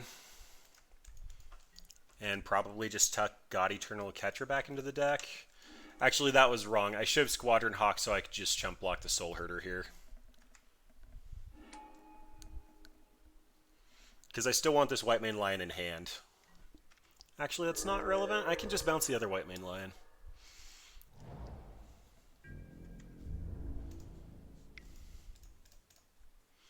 If they remove this White Mane Lion, that feels bad, but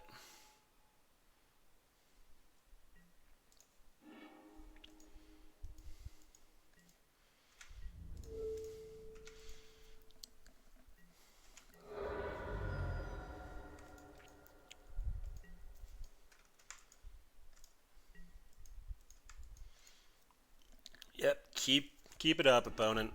Keep it up.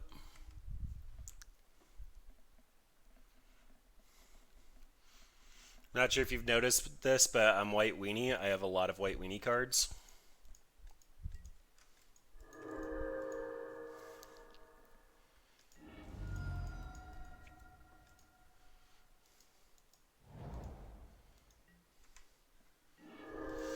Thraben Inspector. Alright, well, I have officially transitioned to time opponent out, so we're going to do this the unfun way.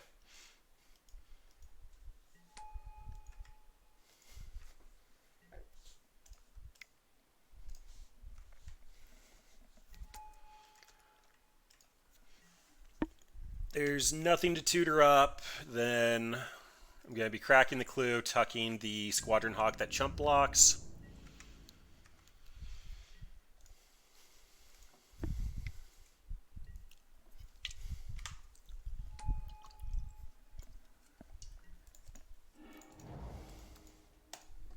I'm going to yield to that because if I'm yielding to anything, it's going to be a Soul Herder trigger.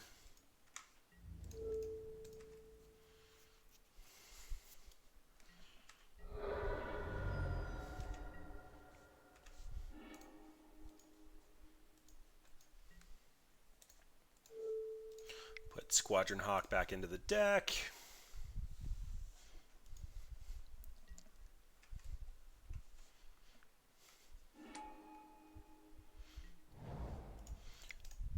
Crack my clue. Ooh, that's a walking ballista. Not going to do anything with it, but that is a walking ballista.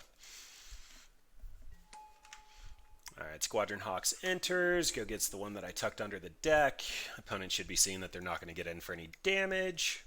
But that's not going to happen, so may as well Ranger Captain.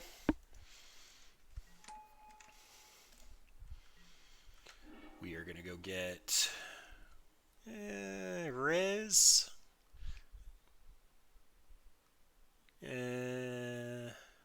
Yeah, Riz. Just to say we did it. Riz comes down. Now I can make infinite chump blockers on the ground.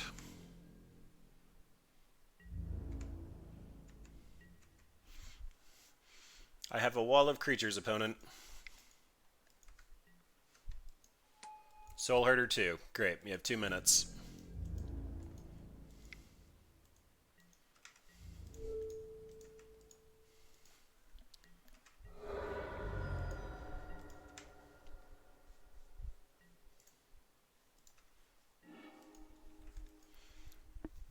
They will start drawing a lot of cards here.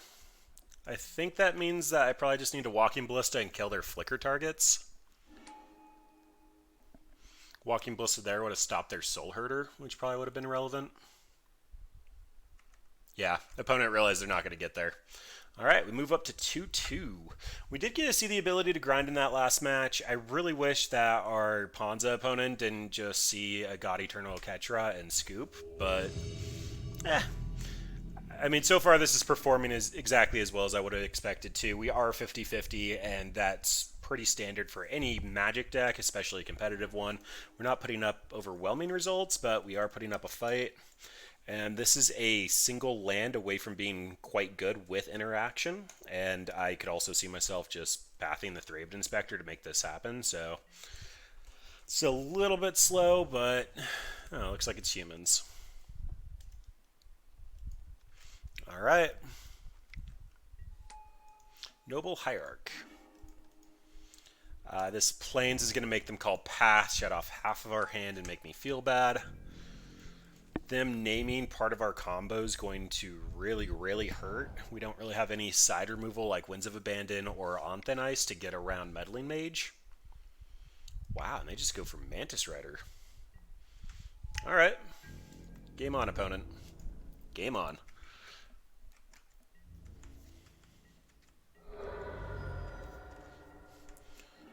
Oh, and look at that. We even found the Plains. So I'm going to wait. Opponent doesn't have an Aether Vial, so they can't sneak a Meddling Mage into play. If they end up doing something to try to invest more into this Mantis Rider, like a Thali's Lieutenant, they will try to attack in with the Exalted trigger. And this path could buy me technically 1 to 2 damage, depending on what opponent's doing. This is Wizard. What does that mean?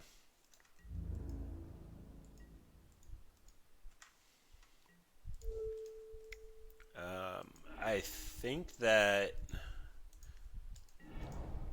the Is It ping 1 to everything, I'm blanking on the name at the moment, is technically a wizard. They could technically be on Coco here.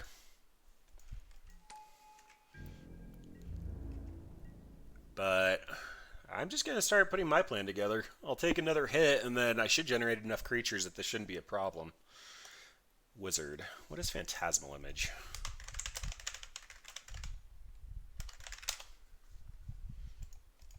Yeah, it's just an illusion. It's not an illusion wizard. Meddling Mage?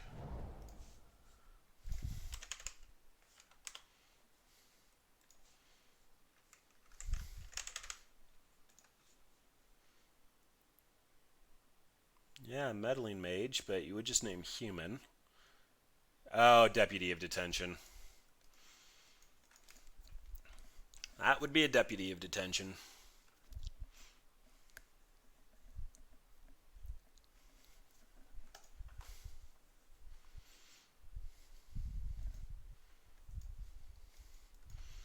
Let's try to figure out what they want to do. They have 4 cards in hand. They obviously have a lot of mana.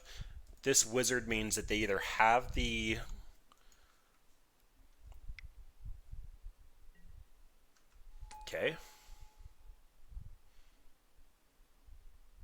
So it's got a name path.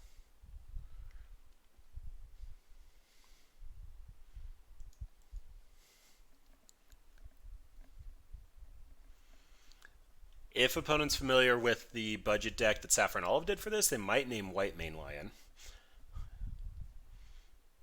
But if they name White Mane Lion, I just run out the Skyfisher.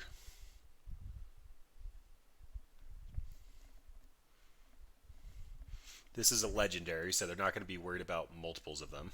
Soul Warden, not a bad name. We're not Soul Sisters, though. We might look like it, but we're not. Reflector Mage. Okay. Well, Thraben Inspector probably would have been a better name for you at that point.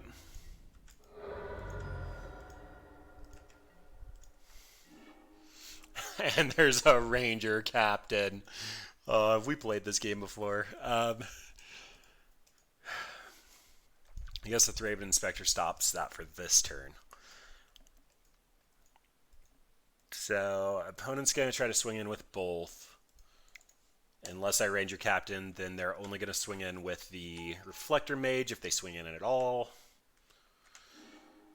That means I can go get me a Giver, is probably the best here.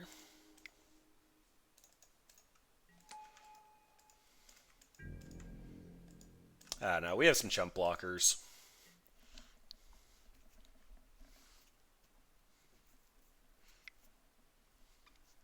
Kite Cell? That's rough. That might have been a reason to leave up the White Mane Lion in path. I didn't think opponent would play any one thing that would cause a problem this turn, but that kind of does. Now they know what's going on.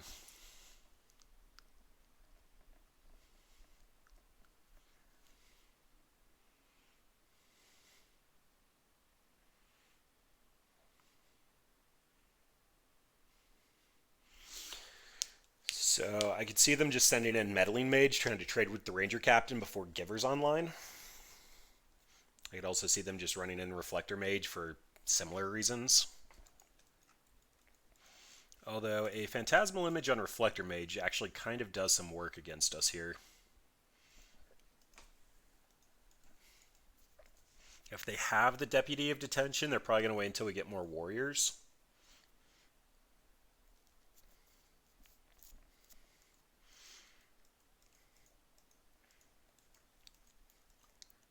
It feels like this deck could be viable if we just had a second White Mane Lion.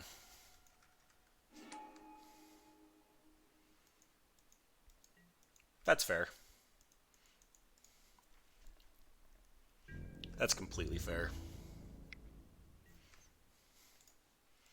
Well, it essentially costs us 1 mana to perpetually block on the ground, so you got it.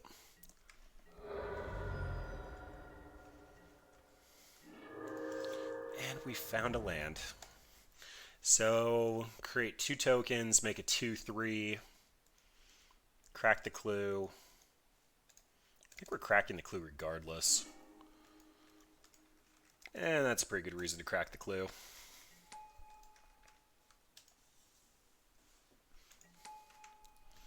Wow, Ranger Captain for 2 mana is pretty busted. I'm going to take Walking Ballista. That way if they have another Meddling Mage, they have to name Walking Ballista. Otherwise, Walking Ballista shoots down Freebooter. Freebooter past the Deputy. We get our Giver back. And then that makes Path a live draw off the top. I'm kind of okay with that.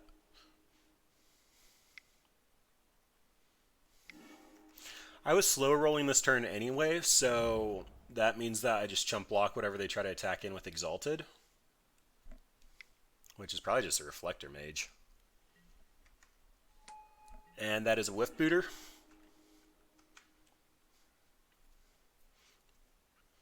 And he's called that because he whiffed.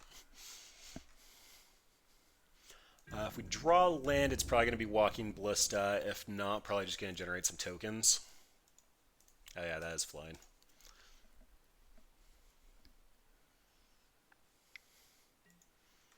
Interesting. I don't think they read the White Mane Lion.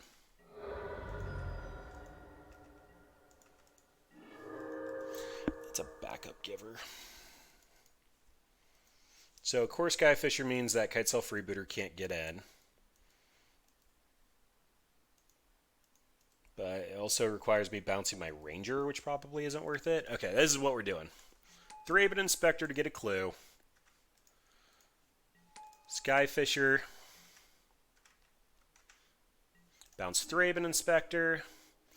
Thraben Inspector get a clue. And Giver for a future turn. Generate a giant board state. Yeah, I'm not attacking. There's no point.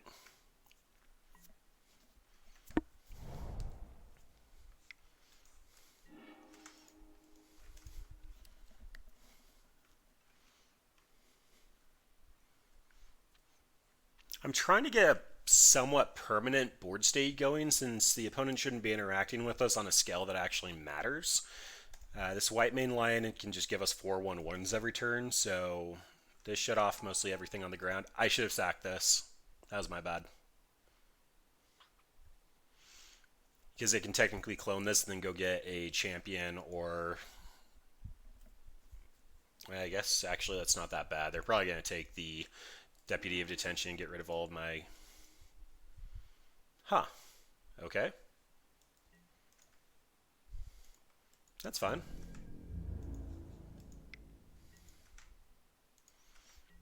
Yep, one shot from a Walking Ballista takes that down. Flagstones.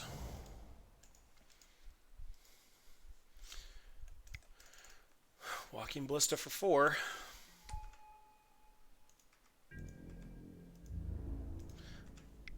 If they want to trade that for something, they can. Yep, makes sense.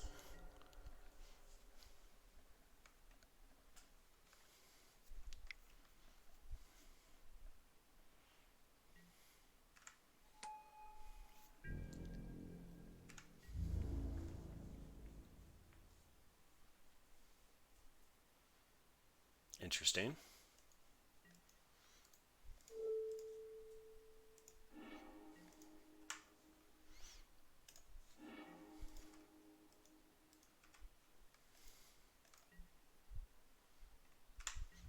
So sign block here. White main lion. Pick up Skyfisher. Fog the attack. Oh, and look at that. We even found another one. Skyfisher comes down. Pick up our white main lion for our instant speed shenanigans again. Thraben Inspector. I really want to find my land. If I get lands, this just becomes ridiculous. Look at that. So this can be another Thraben Inspector. I don't see much of a point. Ranger Captain gets in.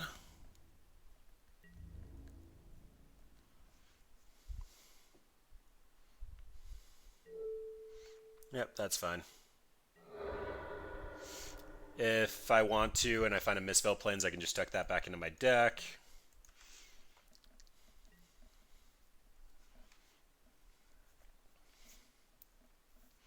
Oh, I could have made it pro. I'm bad at this game. Okay, so opponent's probably going to name my white main lion here, which means that I need to use a Sky Core Fisher to pick up the Walking Ballista and shoot again. That's fine. Or alternatively, I white main lion, pick up the Walking Ballista, cast it for 3, shoot down the Kitesail Freebooter. Ranger Captain of Eos. I don't think opponents have been paying attention. I guess it really doesn't matter because I have the Giver of Runes out anyway. Let's go pro white. White may have been a bad name there. I don't really have a way to buff it, but it did shut off buffing that creature. There's a Riz. Alright, opponent, you got it. That would have been relevant. It's true. Nope, doesn't work that way. So let's just run out Riz. Am I misclicking on something? Okay, I was lagging. Riz can double our tokens. Then, sure. Nope, we're going to crack a clue. I want to land.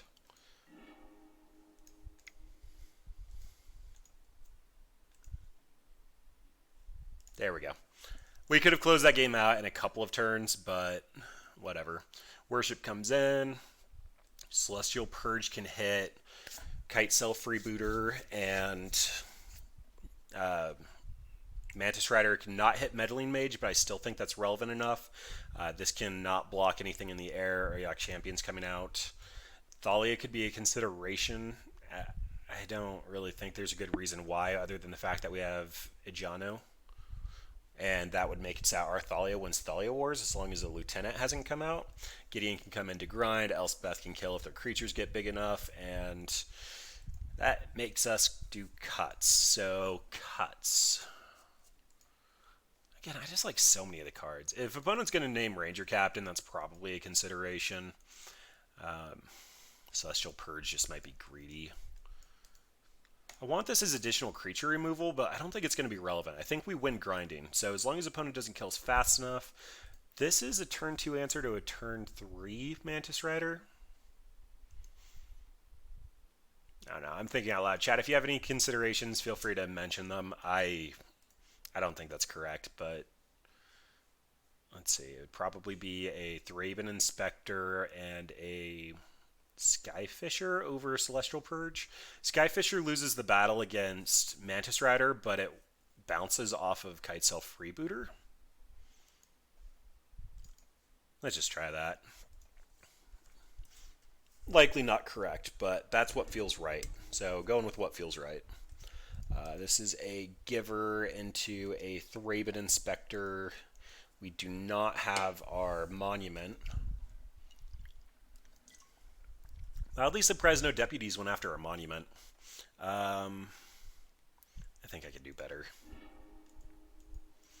Paths. If this is an early meddling mage, this is going to feel bad. In fact, I'm going to get rid of one of them in case it's an early meddling mage. But it's interaction, and we have a little bit higher value creatures to keep. The no double white on 2 feels bad.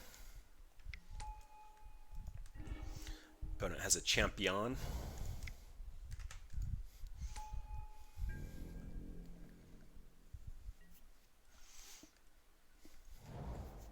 Unclaimed territory.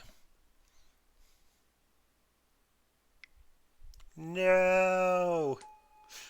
It's happening! Yep, that feels bad. That feels super bad. So I can tap landing Giver. That's probably better because that frees up Ranger Captain for a following turn.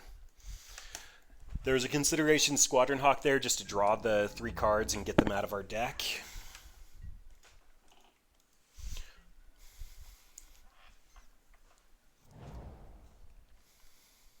This looks like a Mantis Rider.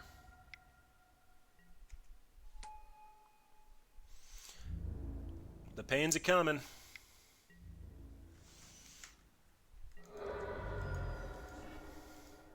That's a Riz. Does Riz change anything? Having a 3/3 on the ground is kind of relevant. Yeah, I think Riz makes it so I'm actually going to Squadron Hawk here just because Ranger Captain doesn't get much value at the moment. I'd prefer to get a Walking Ballista when I know the following turn I can shoot down the Meddling Mage. So in the meantime, maximum efficiency.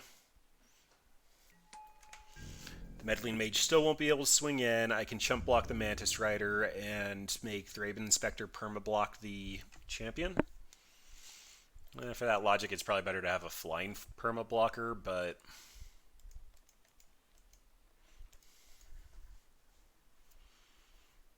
more squawks are coming.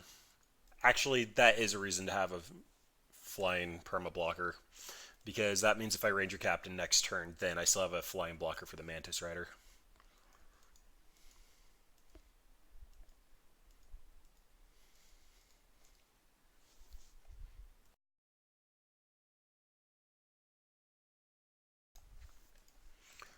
Alright, opponent's trying to piece together what they can do. No land drop means they have all gas in hand. This looks like it's probably going to be a Deputy. Or another Mantis Rider. That's kind of a problem.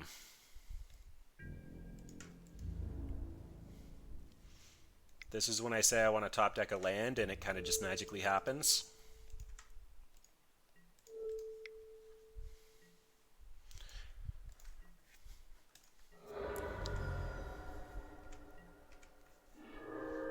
That's another path.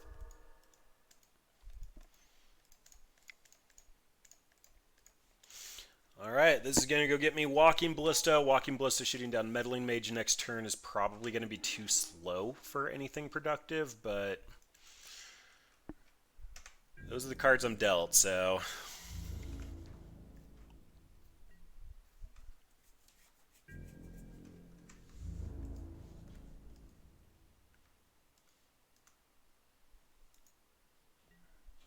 Interesting, not wanting to sacrifice the champion of the parish.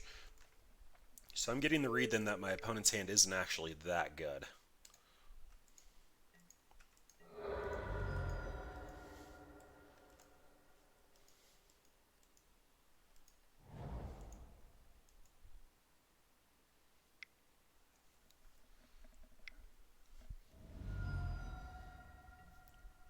Reflector Mage. Targeting Giver. Yeah, that's... I mean, I'm not happy about it, but that's fine. If we don't draw a land here, we probably lose anyway. Of course, Skyfisher. I can trade Skyfisher with... Yeah, I don't think I can come back from this. So I'm not going to have an additional blocker on the ground, which means I can probably kill one Mantis Rider, but it's going to cost me 3 life. Oh, they won't be able to swing in because of the Ranger Captain. So I do think this is a lost cause, but may as well try to go for it.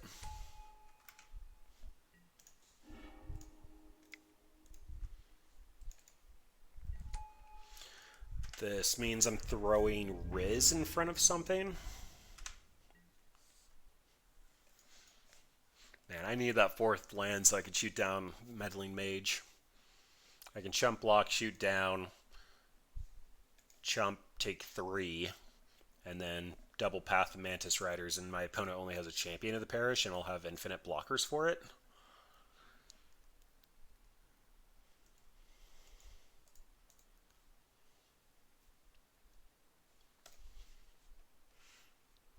I've never actually ran humans. I wonder what Meddling Mages in the mirror look like. I assume you just have to take them out because it affects both sides. Unless you have spicy sideboard tech.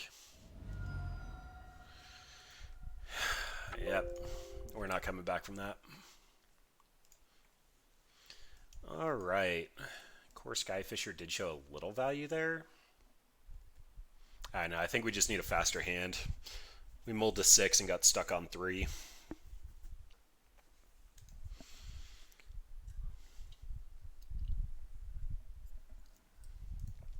Maybe this Elspeth is greedy. It's only relevant if they have Thalia's Lieutenant or Champion out. I could potentially see that.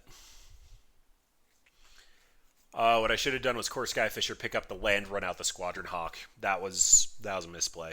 I keep forgetting that this says permanent because this says creature. Core Skyfisher entering would have picked up a land. I wouldn't have had to use a land to invest in Riz. That would have given me 2 mana for an additional Squadron Hawk, and we actually probably could have won that game.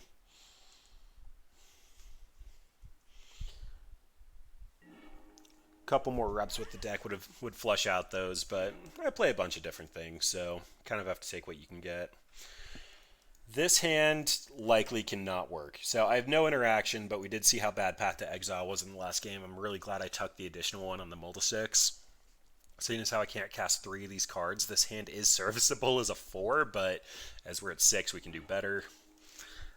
This is Giver with White Mane Lion. Not the best synergy, but I might be able to protect it and then still have one in hand, as well as a Walking Ballista to try to clean up any additional stuff on the ground. So we can keep that. Actually, yeah, let's just tuck a White Mane. No point in having more than one.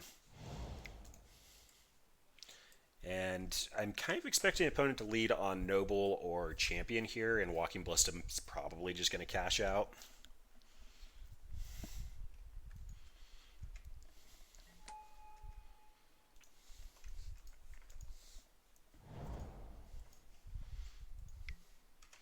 Yep, Champion. I don't want to fight this battle. 100% shooting that down. I know a lot of Humans players that keep hands expecting Champion to just run away with the game, and none for you. Giver's not going to block, nothing to protect. Free chips.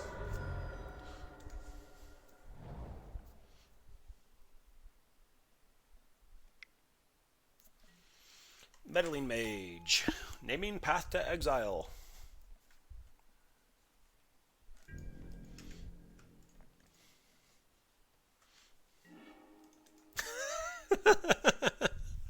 Our deck hates us. Alright, 100% trading Lion for Meddling Mage should opponent offer that exchange. Actually, that's not going to happen because I can activate Giver in response to the trigger.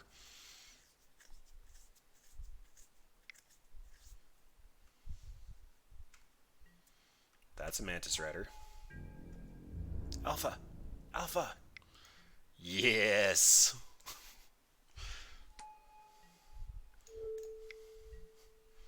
Pro Blue. Pick this up. Eat that. Rawr, he's a lion. This doesn't have the flavor text on it. I actually think I'm going to have to path this, despite the fact it's a relevant target for Celestial Purge, just because of future Meddling Mages.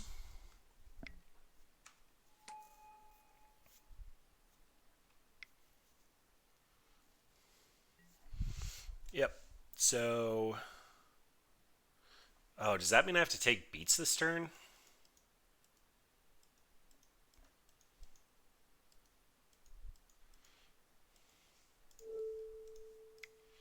Yep, I'm going to take beats from Mantis Rider this turn.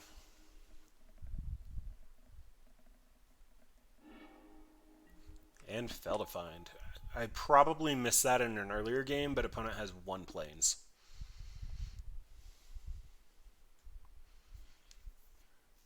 Squadron Hawk. I love these decks because of the situations you get put in.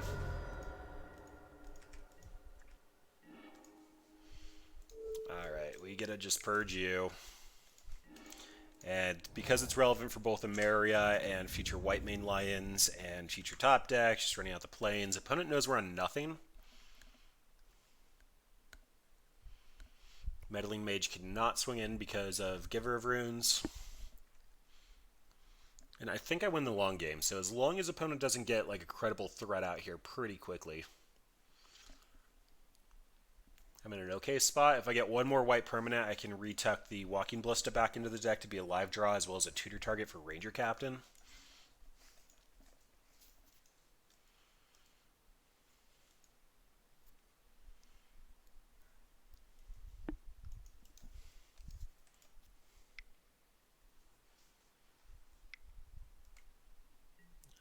Reflector Mage has to target Giver.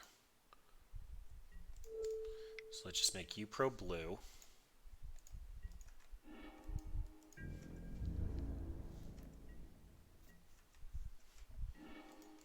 And that's another snow-covered plane. So Maria's with 7 or more, and I currently have 4. This Flagstones is showing to be very awkward, which is why I don't like running Flagstones in my Martyr proc lists.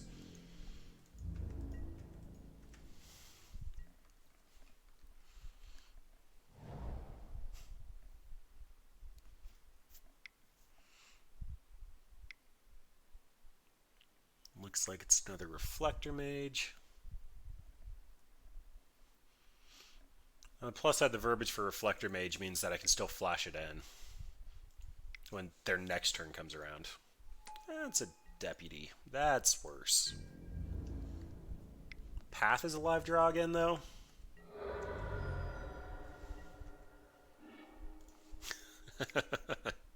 All right.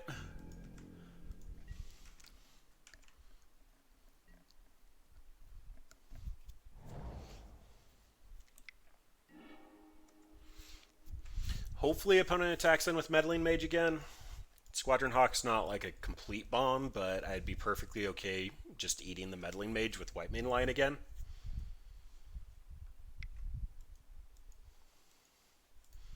Actually, that doesn't work this turn. Hmm.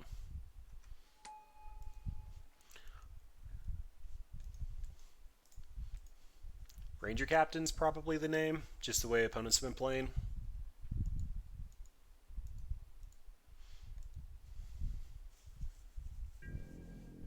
White Main Lion. Rips. Alright, well, looks like this one got away from us. Therapy Inspector's a decent card. It's also a redraw.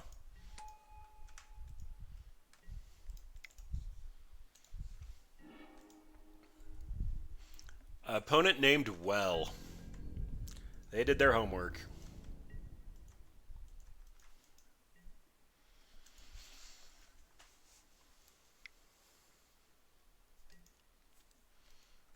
Kite Self Freebooter.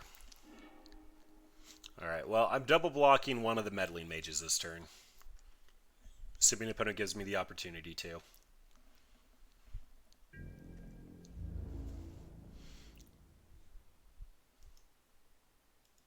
Yeah, it doesn't really work the way you want it to.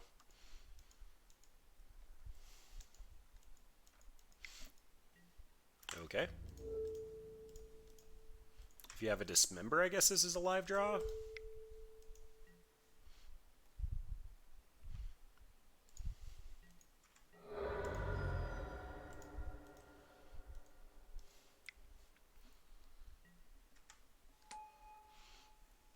I mean, opponent definitely got confirmation they named well.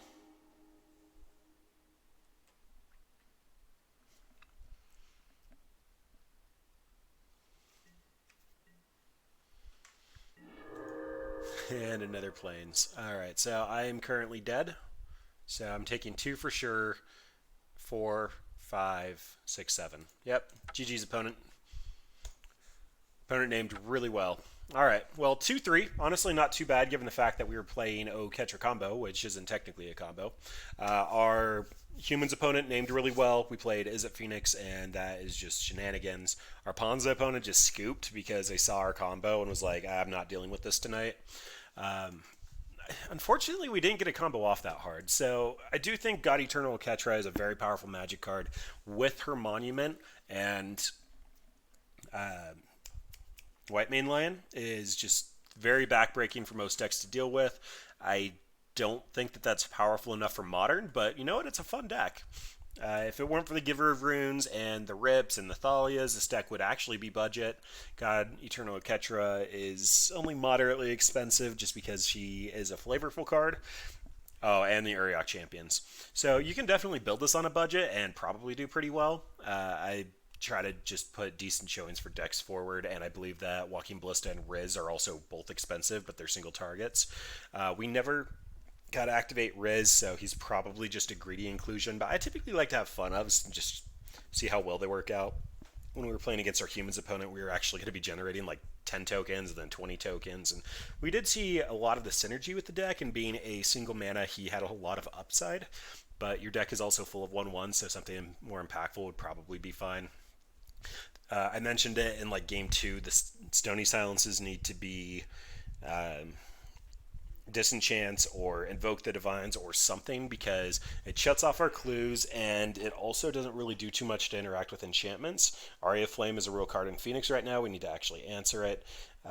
Overall, though, 2-3 isn't too bad. It's definitely a fun deck. But if you want to check out more fun decks, we are rounding about 7 months at Squirrel Dealer. I've been putting together a bunch of fun decks. Brad wants playing some more competitive stuff. If you'd like to check us out, feel free to check our YouTube video. Just search for Squirrel Dealer. If you do like our content, the Squirrel Dealer staff account is always hosting our content. So if you would like to find us. We're there. My schedule's over there on the left. Brad One streams on Tuesdays and Thursdays.